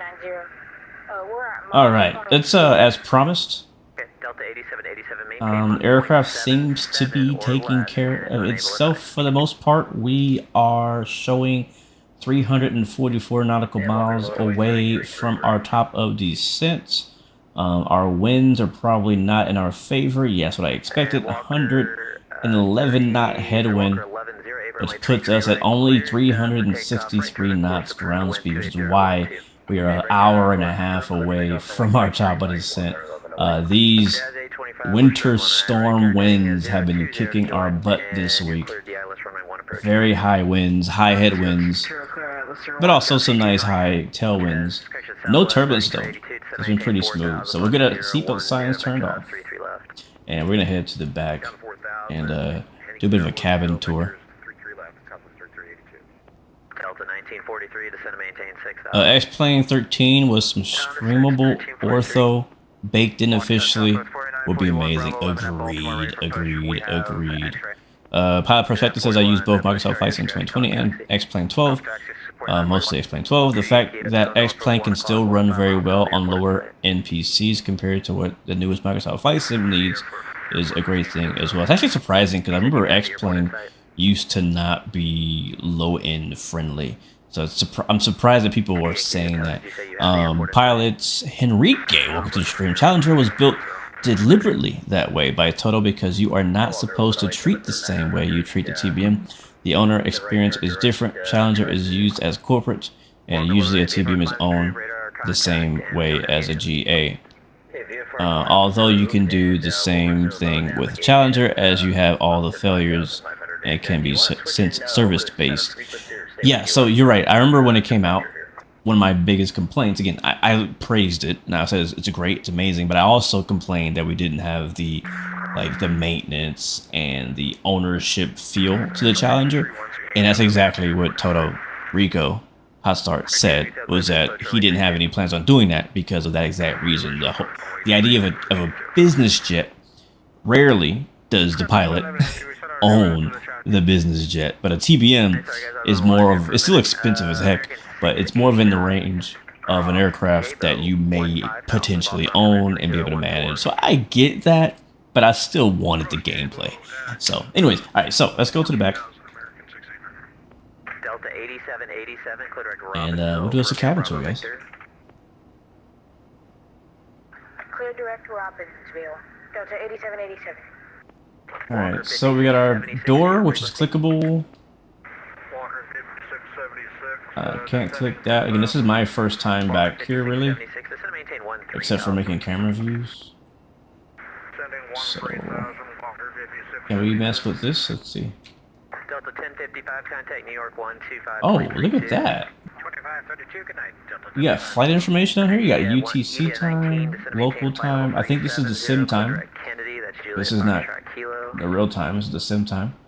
We did. Wow, it has a top of descent on here. That's crazy. It says descending in 324 miles. Our ground speed is 435. It's higher than I thought. That's in miles per hour. Altitude 38,000. Heading 230. And we can actually adjust the brightness, spotlights. You can open and close the windows. Hey, that's wild. Thank you. And Delta 8787. Are you able to do 75? Yeah, look at that. Oh, that's cool. Okay, you got it. I got cabin lights, downwash brightness. So yeah, this is all interactable. That's pretty cool, Express. That's nice. Okay, yeah, if unable, advise. But when I'm virtually rich in the sim world, I want to own and fly my business jet. I agree, Captain Sim. I agree, bro. Alright, this door actually opens and hides this area.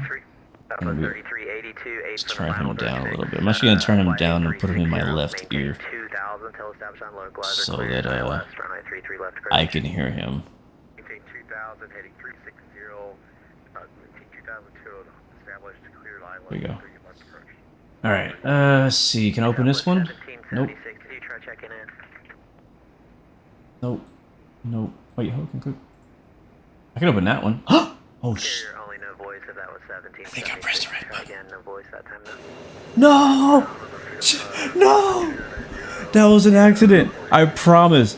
I promise that was an accident. That was not on. Oh my god, our flight is over, bro. No freaking way. No freaking way. Are you serious? I think this is irreversible, but yo, a freaking carrot. I'm a flying carrot.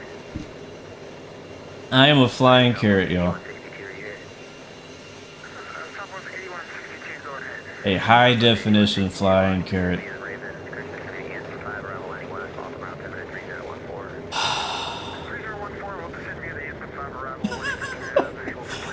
Oh my god. Is there a way to reset this? So the reason why this is a thing, for those who don't understand the inside joke, is that the Embraer ERJ family are known as the flying carrots. That's why. Because they kind of look like carrots. Especially the longer ones. And so that's why this is a thing. And the Easter egg, which was a thing back in the old version as well, is if you press a button. I didn't know where the button was. I didn't know it was there. I'm just in the cabin trying to do a tour. Just trying to show some things off. And I open this door. And I guess I clicked it twice and I hit the red button. What does it say? Well, congratulations. You are now flying a giant carrot. I hope you are happy. I couldn't stop laughing as I was making this. Now go and share a screenshot of your carrot online and please tag Xcrafts to the post. I want to see how many people find this. But don't tell anyone where the button is. Oops. Well, now you guys know where the button is.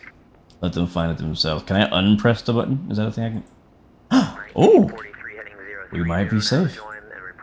Wait, hold on. Are we still a carrot? Are we still a carrot? We're not! Let's go! We're not a carrot. We can finish our flight. Okay. Okay. That's the only thing I was worried about. Like, I think the carrot thing is hilarious. I do. But I was worried that it was going to end my flight and that it would, like, I wouldn't be able to land as a carrot. Oh.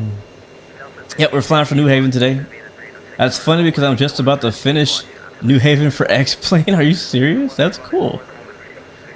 That's really funny, Captain Lee. We're flying to Colombia. We're flying to your other scenery, Colombia. So looking forward to checking it out when we get there. But we reversed it, guys. We're good. We're no longer a giant carrot. We can go back to our cabin tour. So if you guys want to find all the Easter eggs, you can pretend like you didn't see that. And speaking of Easter eggs, I probably should mention that this plane is full of them. What I do love about Xcraft's aircraft is that they have a really funny sense of humor. And they spread out Easter eggs throughout the entire aircraft. Some of them you might get, some of them you might not get, but they're spread out along the entire aircraft. Can I close this door so I don't accidentally press it again? Yeah, thank you very much. Alright, so where were we? Very detailed, high def. Oh, they talked to me. Very nicely detailed, high definition carrot. Yes, it was. Yeah, I think it used to be an irreversible. I think he changed it. I could have swore it used to be irreversible. If you found that button and clicked that button, it would be this giant carrot thing, which is funny and hilarious and cool. But after that, it basically ends your flight because you can't reverse it, and you can't really land. All right. So we got the bar here. Got some nice, clean, fancy glasses up top. None of these cabins open. Hopefully there's no more big red buttons to press. The water faucet does not run. Is there a bathroom in here? Let's see what else we got. Oh, these open. Oh, okay, that click spot closes that. Huh, why is there a click spot for the door up there? That's, none of this works. Oh wait, okay, yeah. I'm not sure why it does. There's a click spot right here for the door to open and close, but it doesn't open the cabin. Or cabinet. Yeah, that does the same thing. But none of these, okay, none of those open. Alright, let's continue.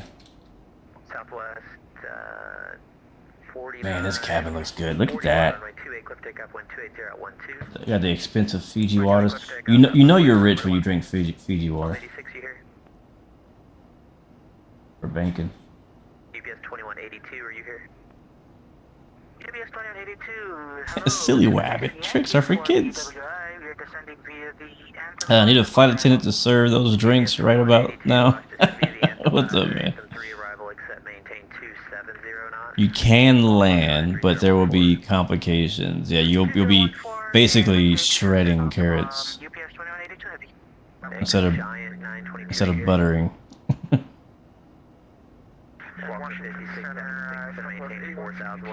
Alright, I just sent you around 5 work in progress images of Haven. Ooh, nice. Nice. Make sure he's not talking to me. Yeah, this looks good. Looks good. Did you want me to show those on stream? If that's yes, let me know.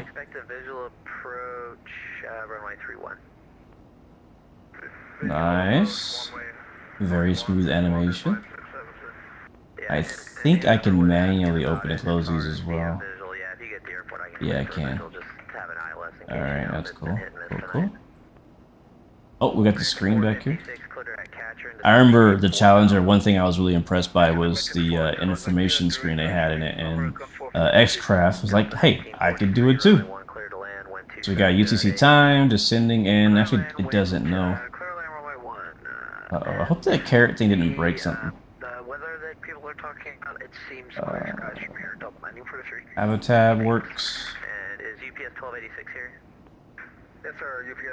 Not that I need to use it for anything, but back to Legacy TV. I wonder if this thing over here works. The lighting system, we can call.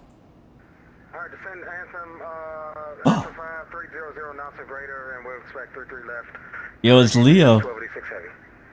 It's Leo. 1286, I'll call your speed reduction. Yo, Leo. Giant 922 here. I had to do it. I had to do it. Go for Giant 922. I had to do it. I'm a big fan. I'm a big fan. Alright, we have Yankee. Alright, so the lights, I think they work, but it's dark. It's daytime. It's not dark enough. Southwest 6564, you on? Yeah, Leo is Leo Sticks 86 is another streamer who's actually streaming. I think we started streaming at the same time today, so he's live flying. I think I saw he was flying the MD-11. I know he's flying freight in a cargo plane. I'm not sure which cargo plane he's flying. Southwest 1776 looks like you're turning off the arrival. Alright, it's a lot of seats back here, man. A lot of space. A lot of space. Eagle, and then we'll turn back onto Anthem in a second here. He says, "Go ahead and show it." All right, cool. Let me finish the cabin tour, and I'll show the New Haven X-plane screenshots. See if I can pull them up on the screen when we get through here. All right, we got some. Can I open any of these doors? No, I can't open any of these cabinets, but we do have a. Got some kind of magazine. Oh, that's Marco. That's an Easter egg right there. That's actually the developer of the aircraft. Great guy. I met him a couple times at Flights in Mexico. Southwest 6564. And also for Southwest 6564, squawk 05. Hey Marco, if you're watching, bro, I want to be in the magazine as your next plane. 43 Southwest 6564. I want to be an Easter egg in your next plane. Can we make that happen? Can I my face be 87, in the plane somewhere? 370, resume normal speed. You ain't gotta tell nobody who I am. Just put my face in there. Flight level 370, resume normal speed. I've always wanted to like be in actually New York Center closed. a flight sim. Like one of my dreams in a flight sim, and I hope I can make this happen in Microsoft 24. Is I want, look at this wing. I might have to save this wing. This is nice. This is a nice view right here. I'll save this one. I've always wanted to be like a character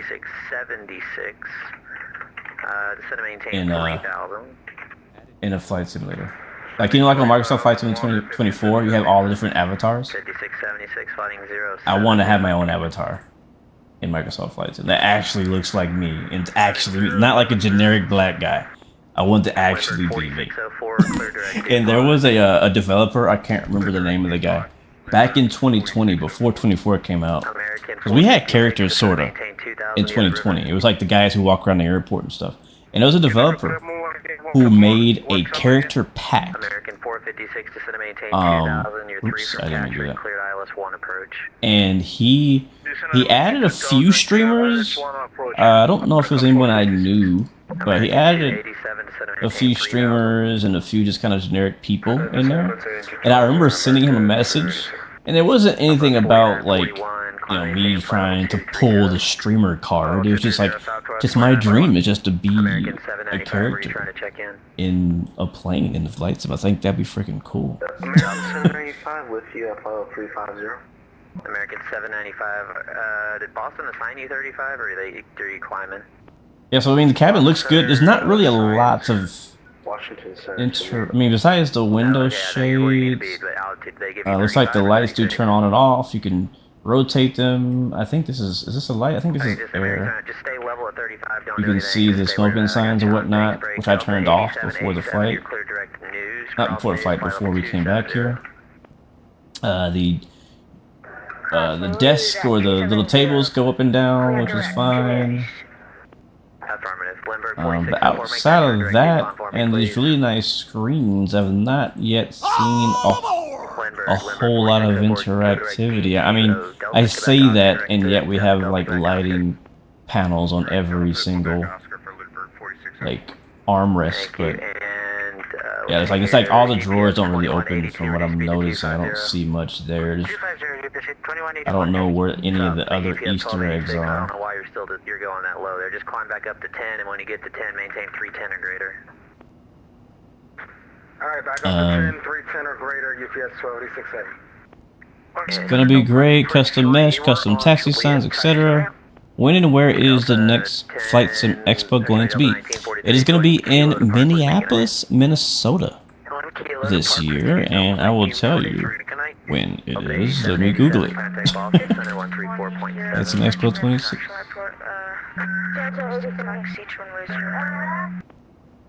Call on to stand by at Delta 8787. I think you got it. It is June 12th to the 14th in St. Paul, Minneapolis. So definitely should come out. I'll be there. A lot of other people will be there. A lot of other flight simmers will be there. Other streamers will be there. Developers will be there. I believe Microsoft Flight Sim said that they're planning on being there this year.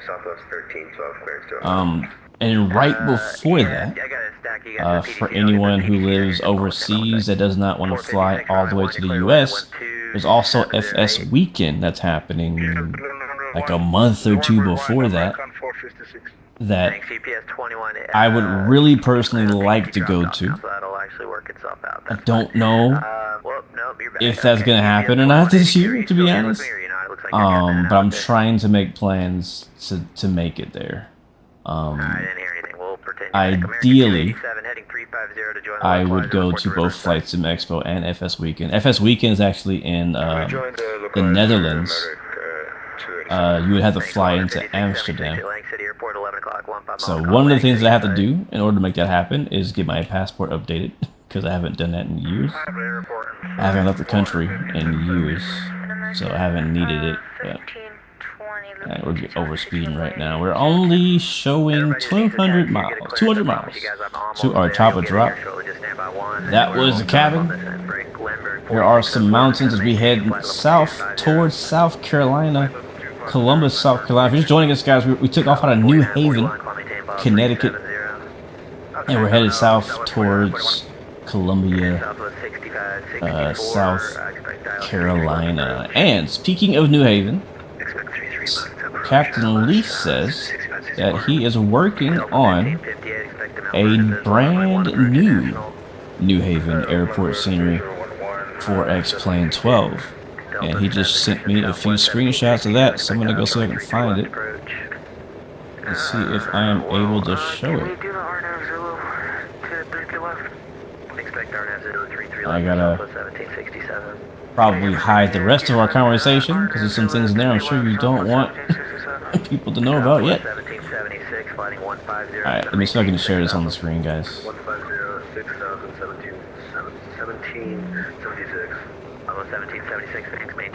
Display.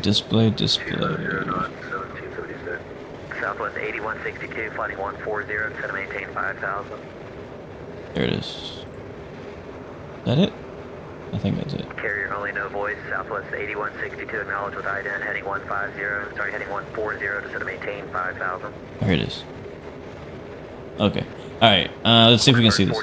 I have not seen these screenshots yet, so let's see what Mr. Captain Lee, aka Fly Too High, has for us.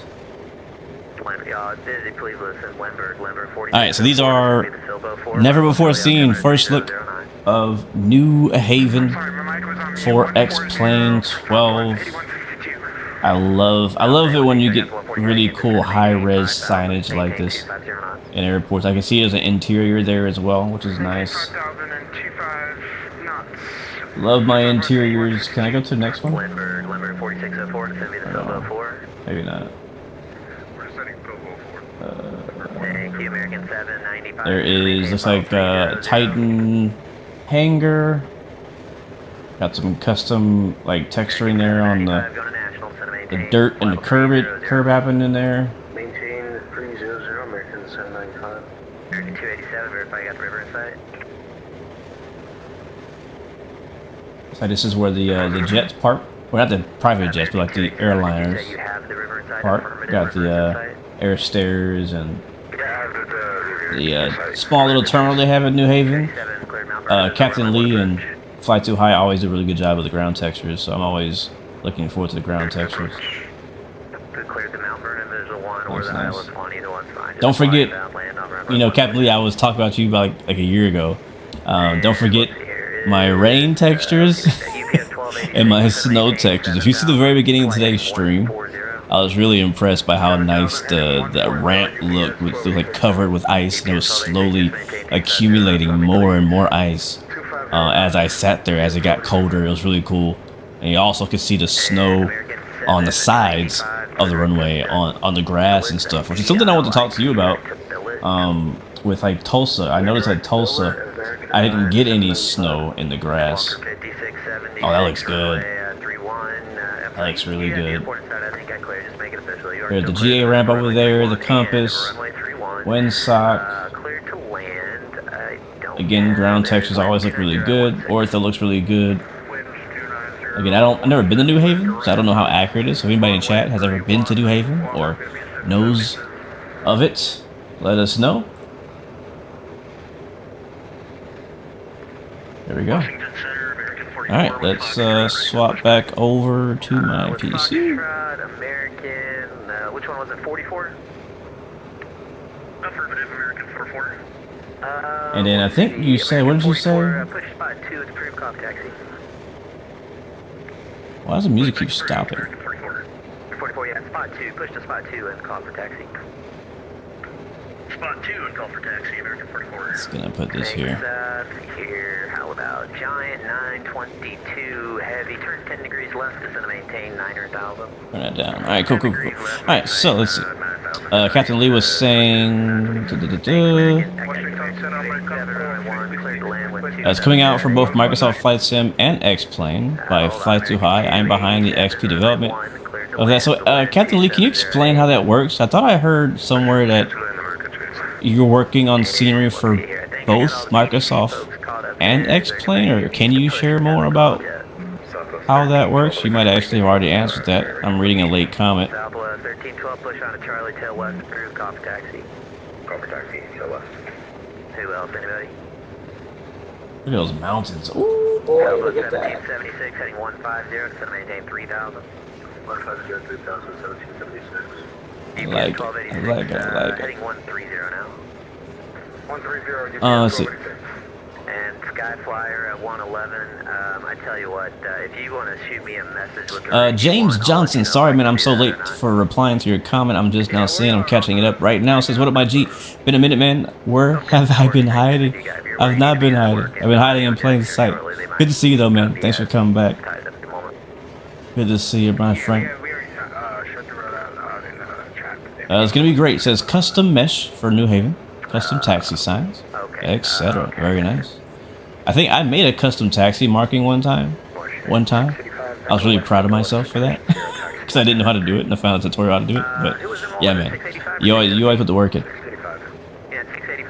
You're doing KCAE as well in both Microsoft and X-Plane.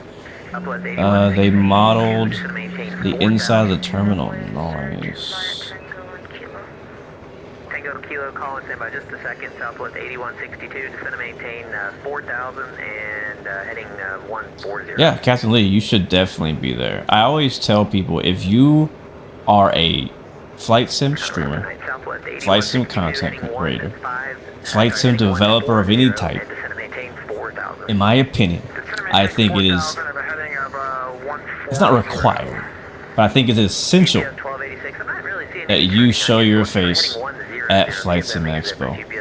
Even if like you're not some big popular developer, I think it's important for you to be there because you can, if you're a developer, you can meet your customers, you can learn more of what your customers want and don't want, you can meet other developers, learn from them, you know, make friends. I just think if you're a developer, or I think it's important that you are at Flight Sim Expo. I really do. And you don't have to have a booth. Like, just be there and network, right, and meet people and make connections and things like that. For Flight Sim streamers, same thing. I think if you're a Flight Sim streamer, you need to be at Flight Sim Expo or one of the events because of the same reason. You can meet the developers in face. Let me tell you this. There are people that I emailed requesting preview copies of things, requesting to do reviews, requesting collaborations, sponsorships, whatever, right? There's been people I've emailed asking to kind of work with them and collaborate with them, and I would not get a reply. No reply at all. Or sometimes I just get a no, right? Usually it's no reply. I would like to get a no, that'd be nice. Anyways, but some of those same people I met in person at Expo or at an Expo, and it was a completely different story. Like, we got to talk, we chatted it up, you know, we got to know each other. You know, it turned into a nice business relationship or a nice just flight sim relationship, right? Some people I haven't done anything with or for. It's just good to know them, right? If I ever need to ask them a question or want to ask them something, I can do that, you know. So that's the kind of connections you can get at Expo for a flight sim streamer. Now, if you're just a flight simmer, you know, there's also great reason to go as well, because again, you get to surround yourself and be around a bunch of people who are also like-minded, who are also geeking out on aviation stuff, just like you are, right? Like, very few of us have people in real life that we get to talk to that can be distracted by an airplane flying over their head. You know what I mean? Alright, 169. Make sure we didn't miss our top of descent. So yeah, it's good all around. I mean, I'm not here to sell you. I don't make anything for getting people to come to Expo. I want to see more people at Expo because I'm going to be there. And I know what it's done for me and how much I've enjoyed it, and I know that a lot of you guys would enjoy it too. Jacob says the FBO model is spot on. Nice. Says still wrapping up the details in the terminal. That's good. All the ground I do has weather. Good, good, good, good, good. I know. I mean, I think I flew into either Tulsa or Birmingham or somewhere the other day off stream during the snowstorm and all that, and it did have ground textures, snow ground textures. It didn't have, the grass was the only issue I had. The grass didn't have the snow effects on it, which I didn't really like. But other than that, it was good to go. Tulsa does have the ground stuff, just not on the grass. Am I using any ortho right now? Yes. I don't fly without it. I'm spoiled. Ooh, look at that. And because it's custom generated ortho, it's much higher resolution than what Microsoft Flight Sim gives you. I think all of my ortho is around 16, zoom level 16 or 15. I think Microsoft gives you like 13, maybe 12.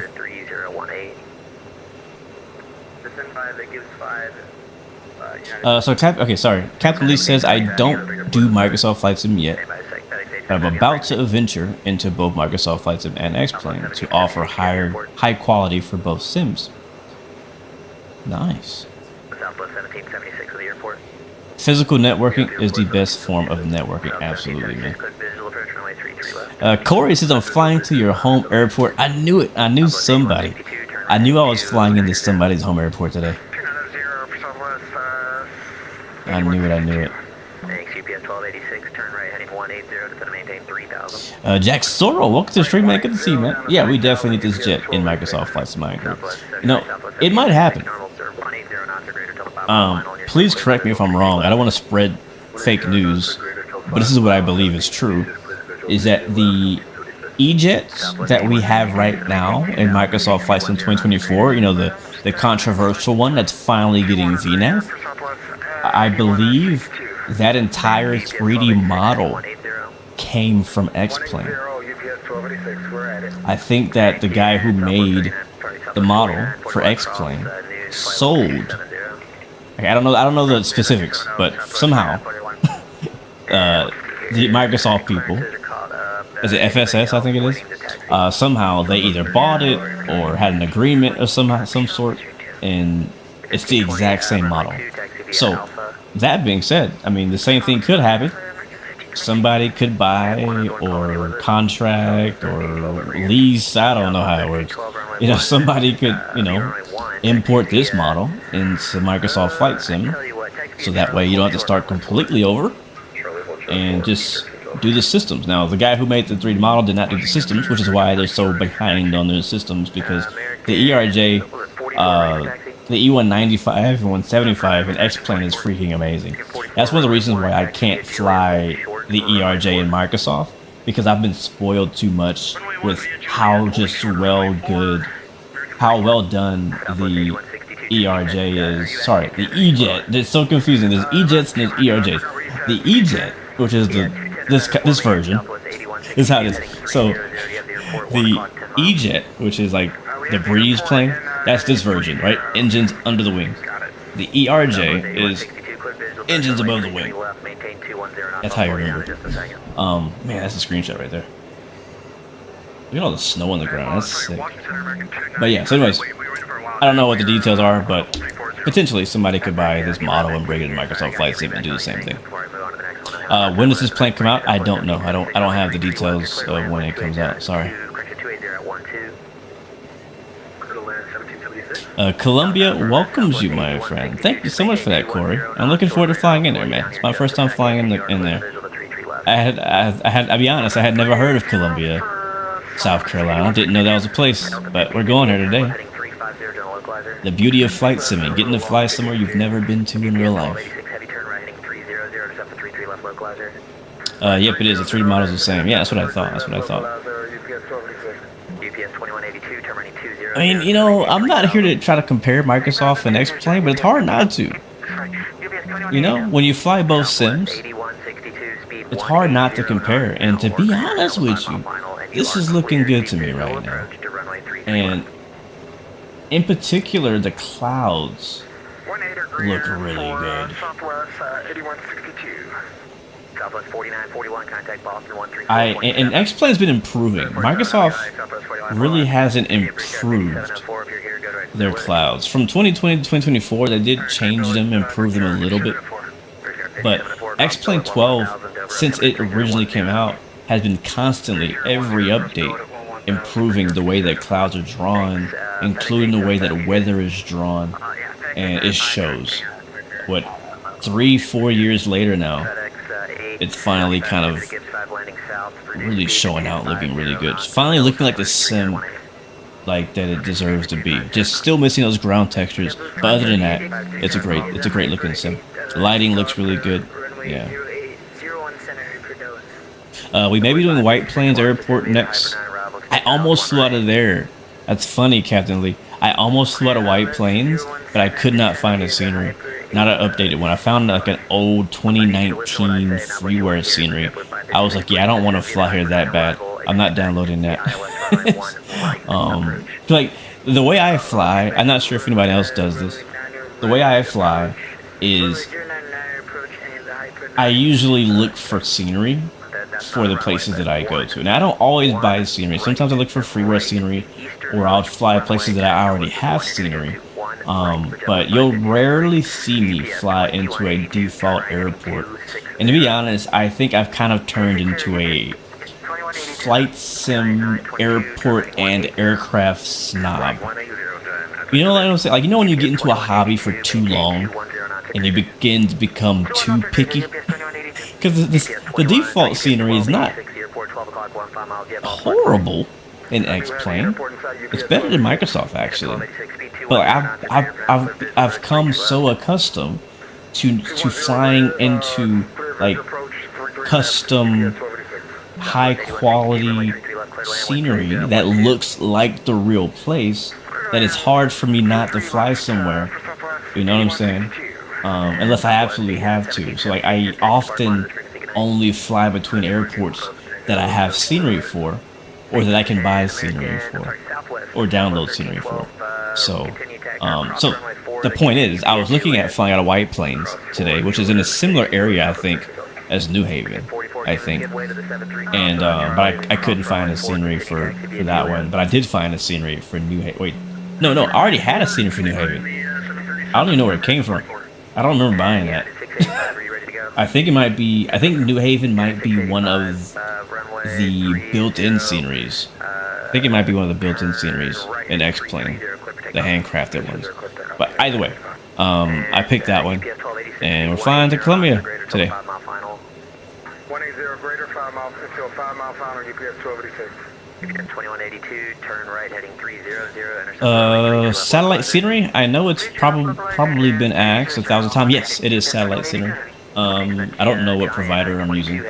A lot of my scenery is from a project called V-States. If you haven't been around X-Plane long, you probably never heard of that. But basically, an amazing guy named Vertical Sim. He's a scenery developer. He makes sim for Microsoft and X-Plane. He did a massive project where he went and downloaded basically all of the different states of the United States and packaged them like as state scenery. So you could download like all of Colorado in one package rather than having to do each little tile. And so a lot of people downloaded it. I downloaded all of the states. I think there's a few states missing still, but I downloaded pretty much all of the states, and I still have them to this day. Unfortunately, that project has been discontinued, and it's very hard to find those files now. It got moved to some torrent thing, and I think somebody killed that. But yeah, so anyways, that's what I'm using for most of the United States, and then anywhere outside of the United States, I have generated my own scenery now. Frequency change approved, good night. Never was this problem. Look at those clouds, bro. 4604, New York is closed, frequency change approved, good night. Look at those clouds, bro. Sheesh. And we'll see Delta 320 do try call? I was trying to, but we'll have them. I'm not using auto ortho. I'm not using auto ortho. I have a whole freaking bro. Before Microsoft came out, bro, y'all don't understand the struggle. Well, some of you do for sure. But before Microsoft came out, we were downloading physical tiles, man, for all our, ground imagery and stuff like that. And so I had invested into that, and I bought a massive external 8 terabyte external hard drive just to put ground scenery, just to put aerial imagery on for X-Plane. And I kept it all these years. I never got rid of it, never deleted it. I just keep adding on to it. And so that's what I have. I don't have the whole world. I have all of the United States, a bunch of Canada, a little bit of Alaska, some Mexico, some South America, some Europe, some Middle East. Kind of spread, but I have like little clusters of areas.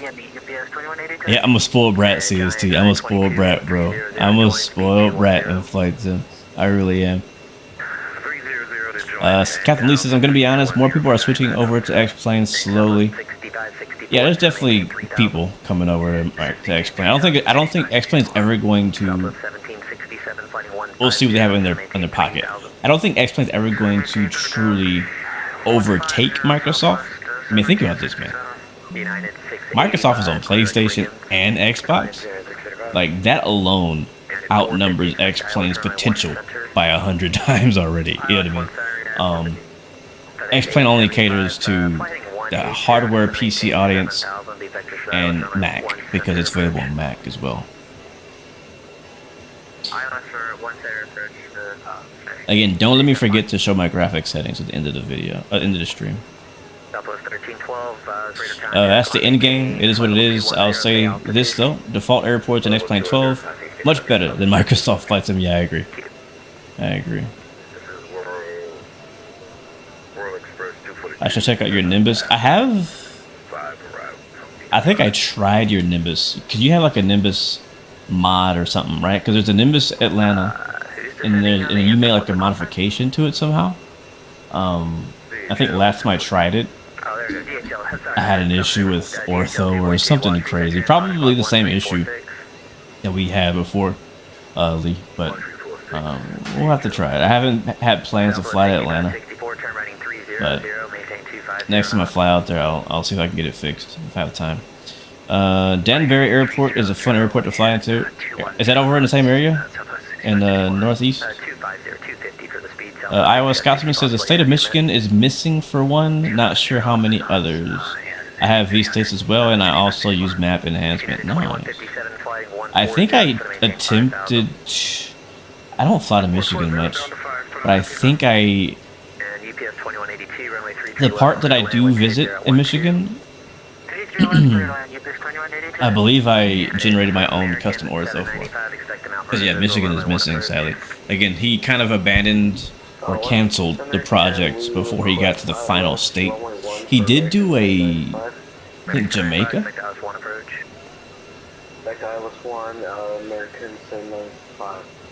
Because he was thinking about doing a Caribbean as well, but again, I mean, I understand. That's a lot of files to host, and it gets expensive trying to host. Talk about terabytes of files for people to share. Like that's a lot. That's a lot.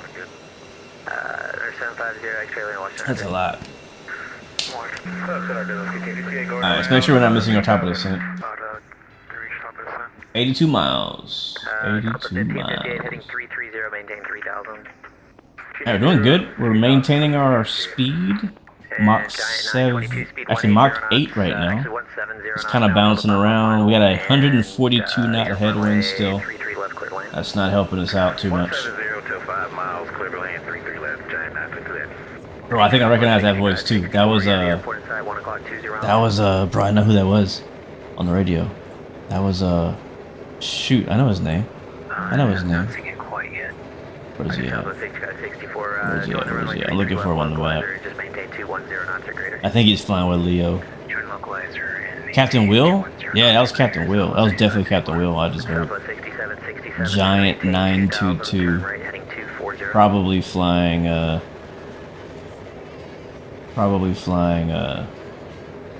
Amazon. There's Leo.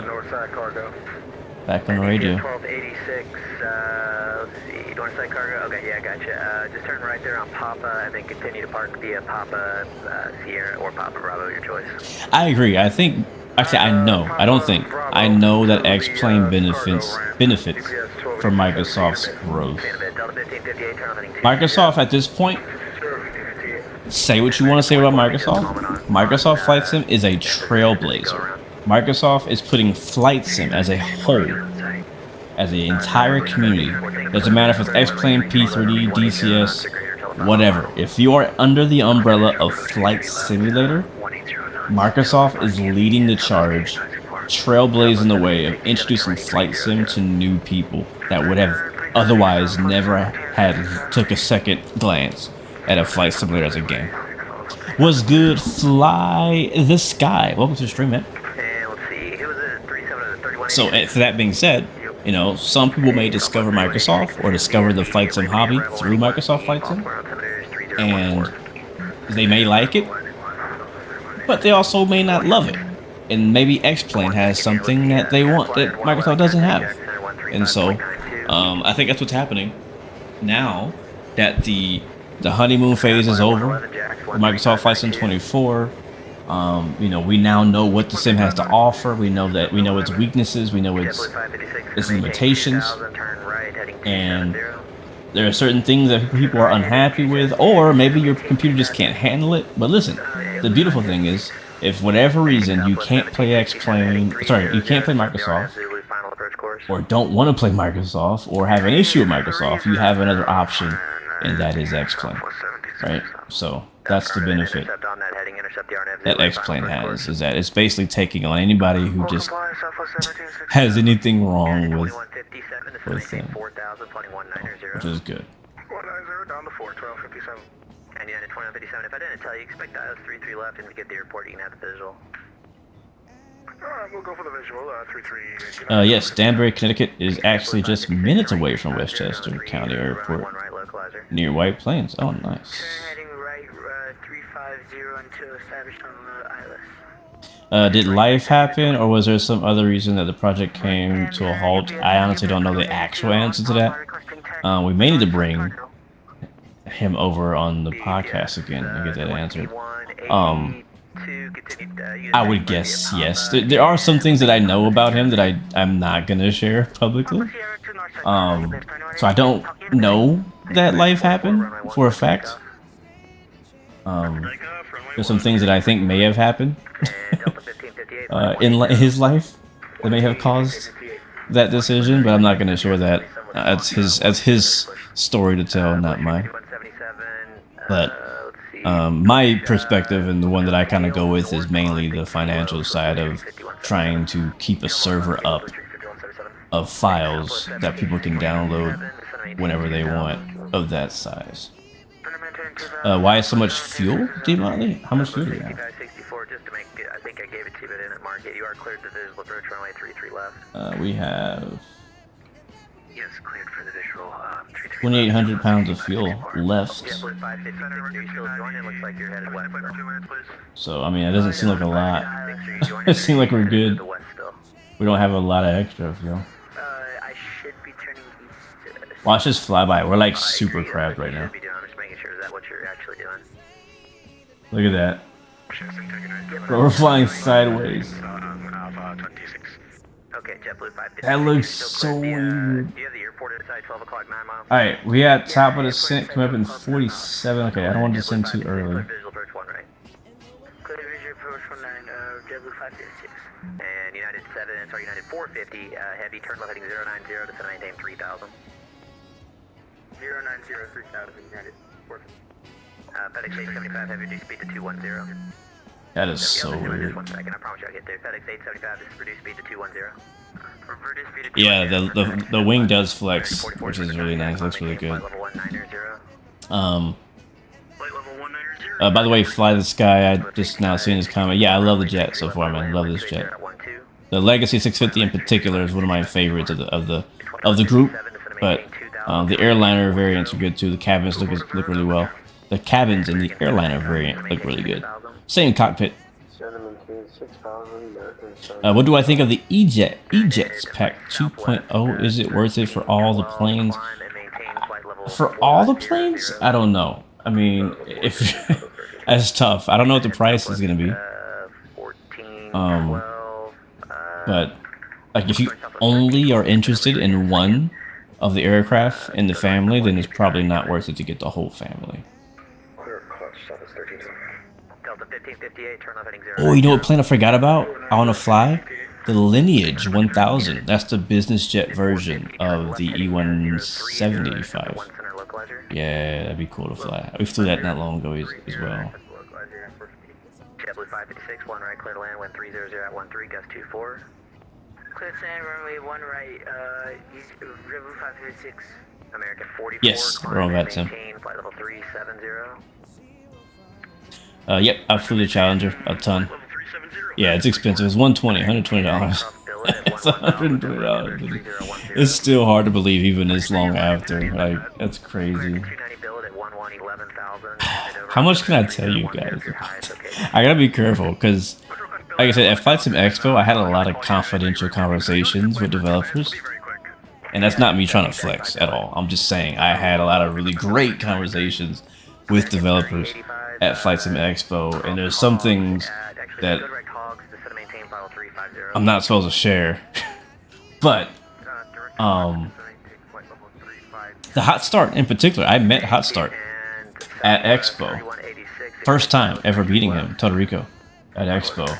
I didn't recognize him. I never knew what he looked like.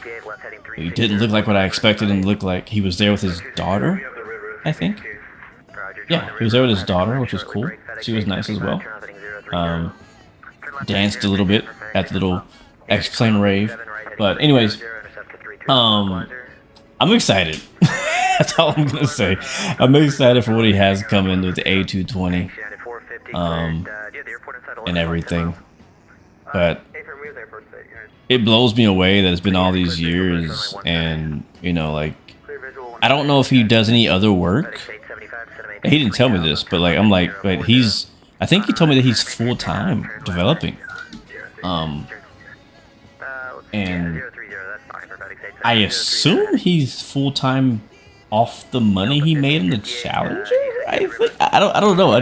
That's just me assuming.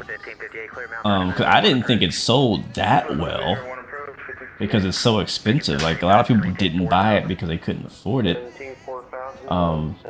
But I could be wrong, or maybe he's making money doing contract. I don't know what he does. We didn't get that deep, but all I know is that he is basically full-time developing.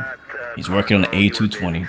He's still improving the Challenger. He had a stream of like a few days ago or a week ago, like the 10th, like a 10-year anniversary or something like that. I think, or I can't remember.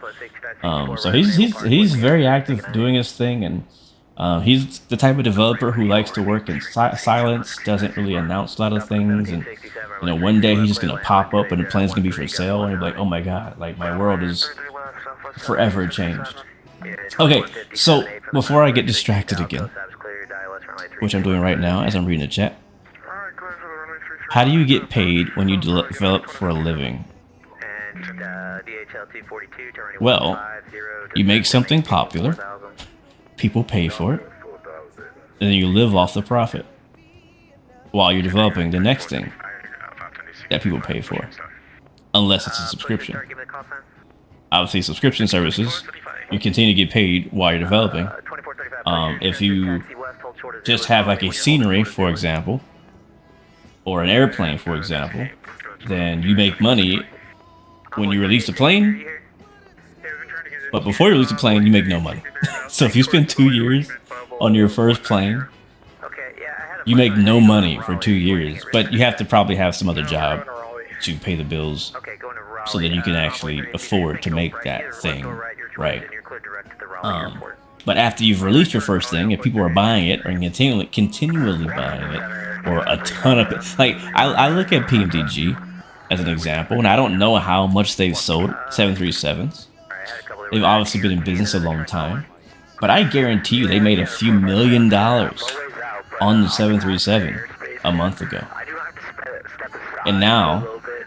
that's going to pay for all the developers for the next however many months or years as they work on the next plan that they're going to release and probably make another couple million on. Right? So like they spread that million across 4 years of development. Oops. I just hit the throttle on accident. Now, if you have a less popular thing like a scenery, it's a bit more tricky because, you know, you're selling for cheaper for one, and depending on what scenery you do, you may not get as many sales.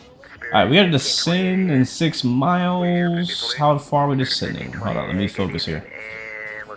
Oh wait, hold on. Progress.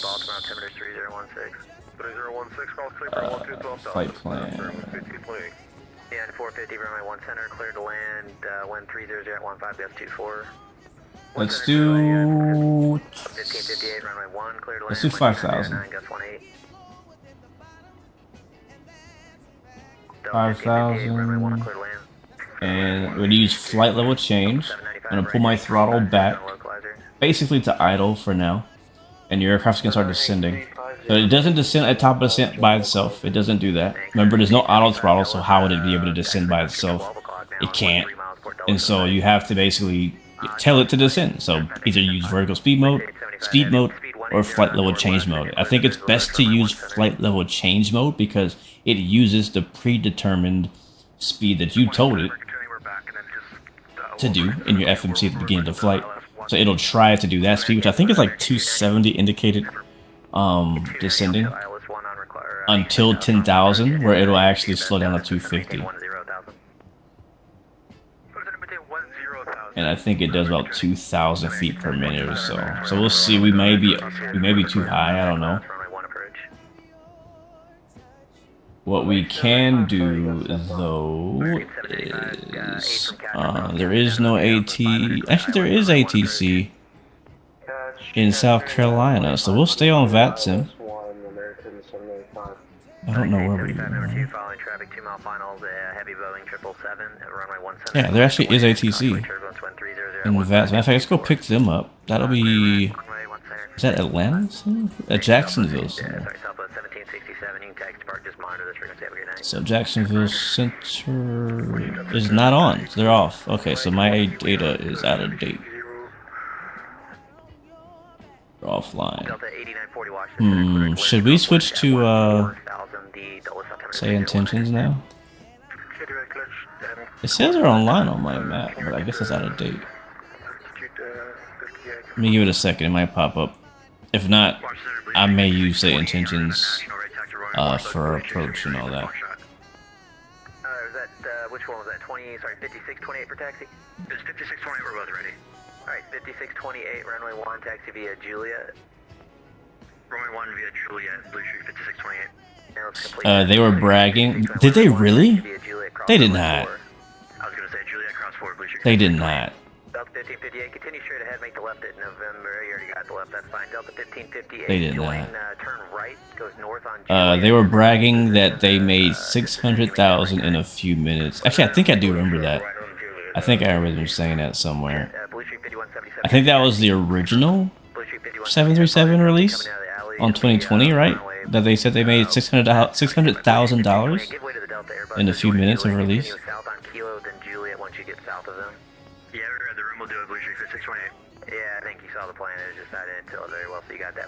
Scenery's tricky, really tricky.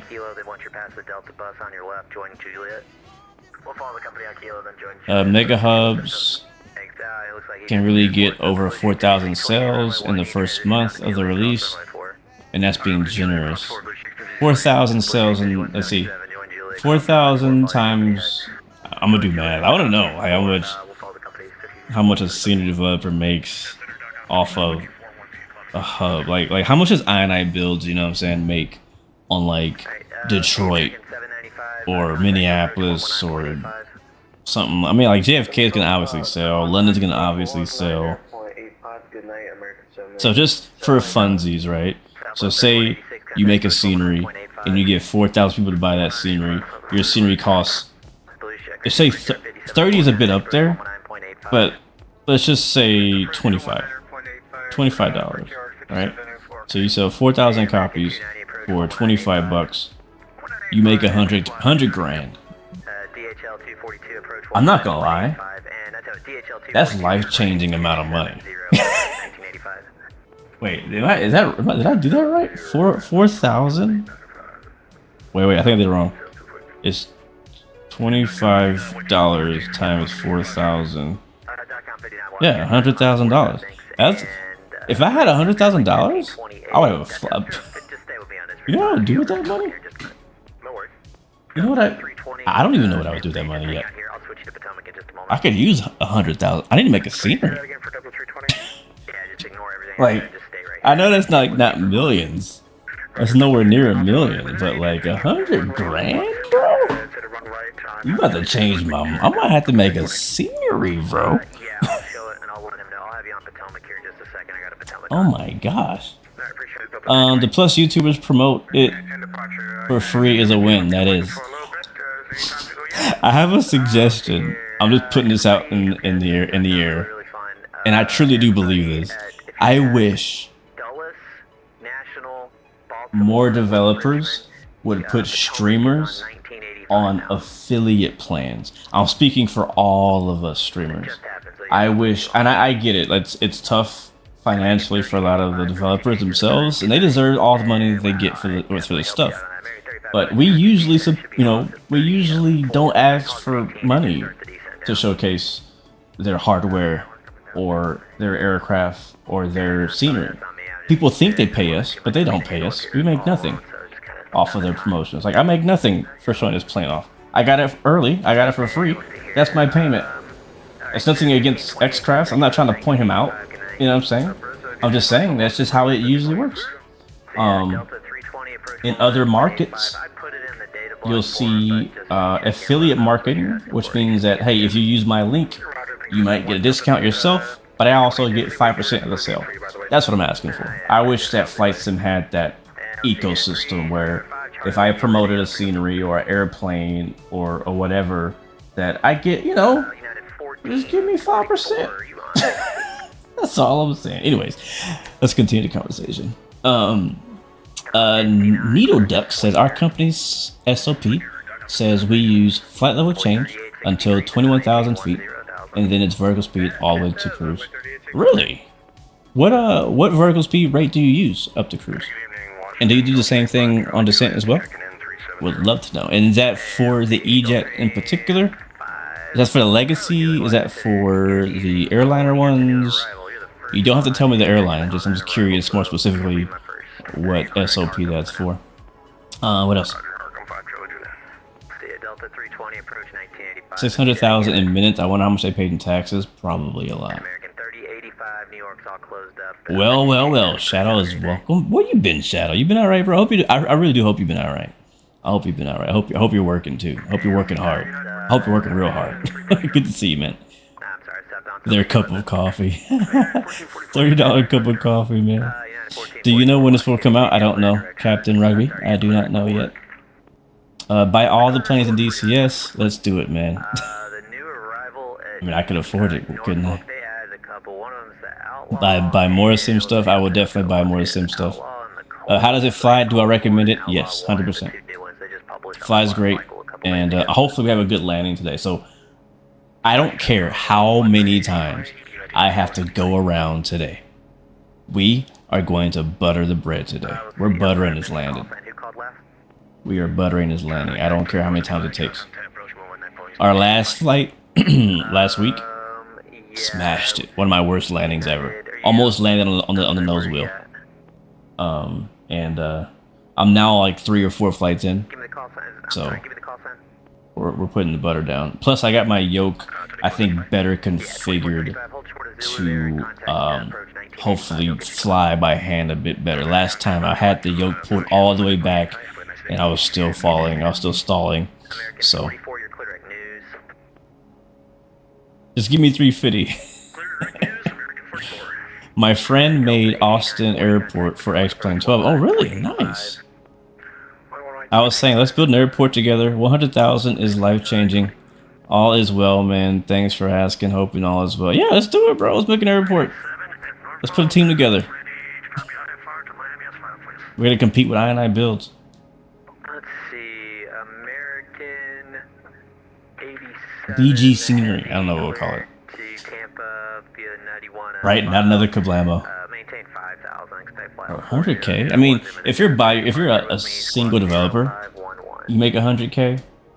That's obviously life changing. But if you're like a team of people, it might be a bit more challenging to divvy that up. I mean, obviously you got to split it with everybody. But like, y'all remember that guy? I'm not here to talk bad about anybody. Y'all remember? I think he might still be around. I gotta be careful what I say because I don't know how much this is fact. I'm not gonna say any names. I'm not gonna say any names. So there's a developer, and people might know what I'm talking about when I say it. There's a developer, and I think they showed up in X-Plane. They might have been around in P3D. I met them in X-Plane. Apparently, it was a kid. And not like, he's like, I don't know, he's like maybe 15 or 16 years old. And this is actually kind of inspiring of a story, but also crazy. And so it's a kid, and basically somehow, I don't know the details, but somehow he networked his way into getting a scenery developer to work with him. I don't think he did scenery himself. He was more like the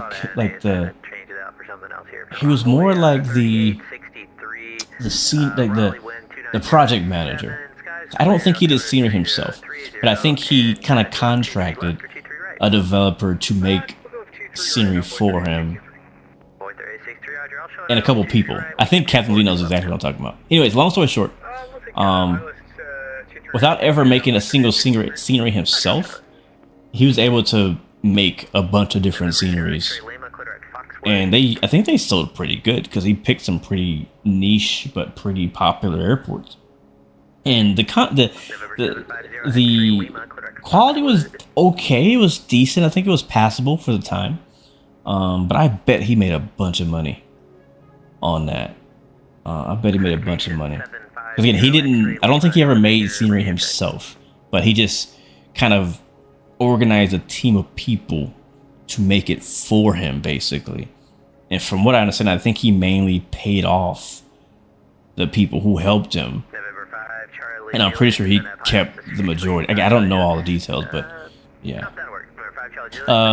Legacy 600 and 650, vertical speed 1500 to 2000.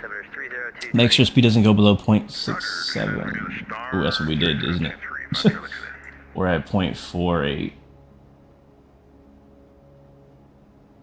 We're a bit slow. And climb, and then 0.78 in cruise and descent. We use vertical speed all the way to platform altitude. Okay. Okay. Yeah. I mean, I guess every company and every SOP is different, right?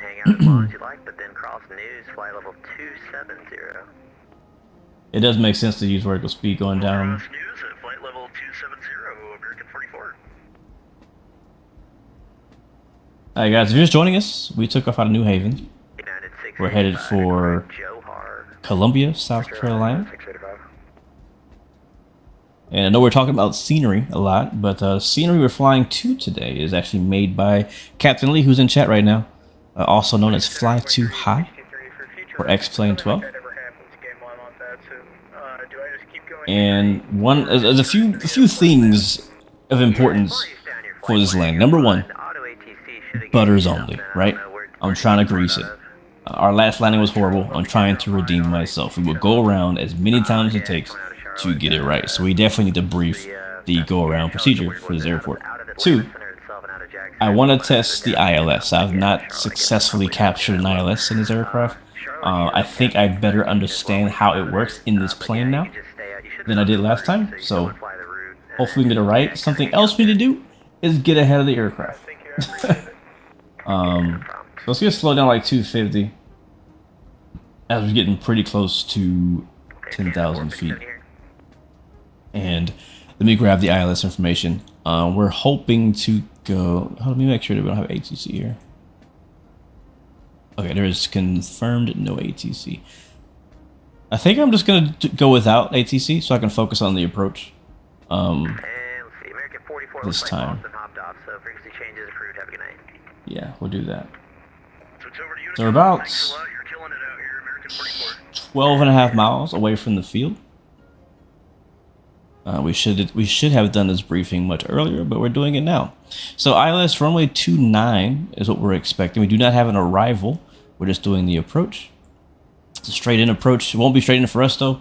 We're basically gonna overfly the approach into the Columbia VOR and then loop back around via Faybag and land. Or I'll probably manually vector us onto the left downwind to land and intercept the ILS. So the ILS frequency.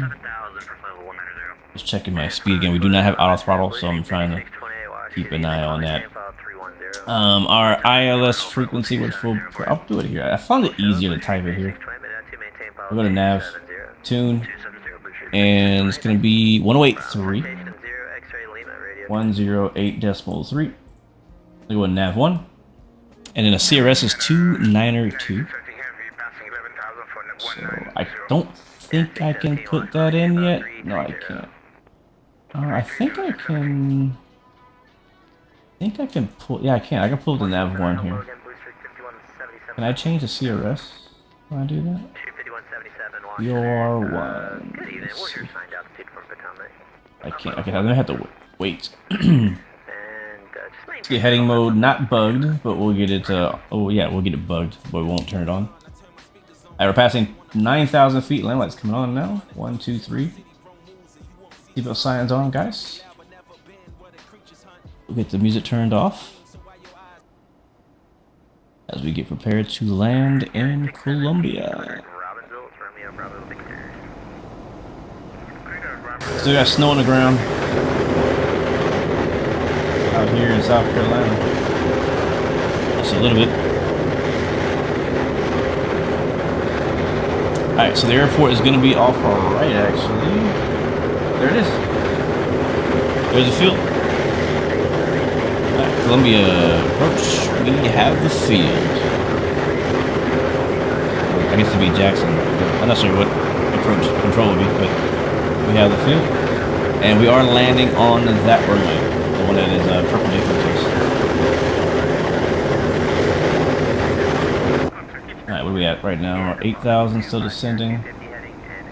We're on flight level change still. Pull the power way back. And I'm gonna probably get into heading mode here in a little bit because we're gonna need more time. It will be a left turn. Let's go heading mode on. Alright, just in time too, because I think the GPS wanted to turn us. Alright, what's the back course for this?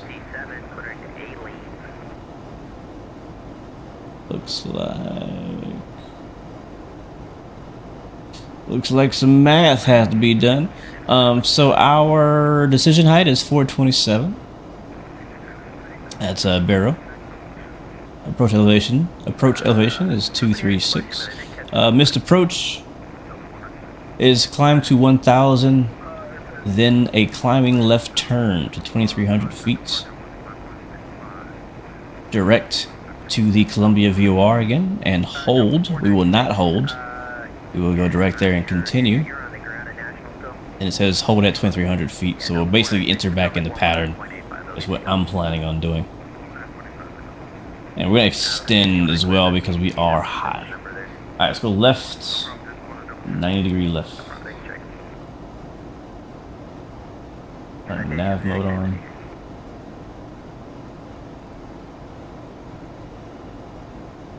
Put this into...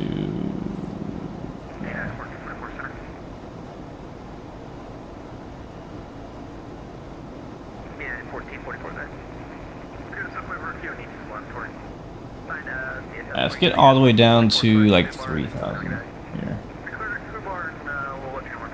I don't know if there's any terrain in the area. Turn that on.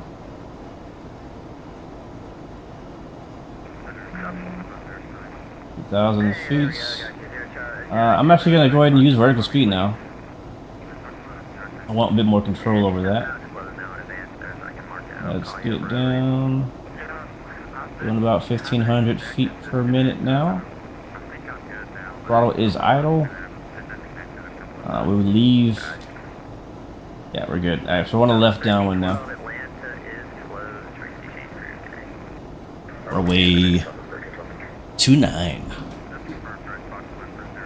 Landing lights are on. CRS needs to be 292. Let's fix that. I do see the ILS. We did pick it up, so oh no. No. No. No. No. No. No. Come on. Ah. The nail in the coffin, the Vatson beat because we got disconnected because we crashed. The sim crashed. Are you serious? F in the chat. Wow. When you enter a hold in the FMC, does it show in the MFD? In real life, it doesn't show. It just shows in the FMC with the 8 saying you're holding. Wow. That's crazy, actually. Sheer insane. Oh, the whole PC crashed.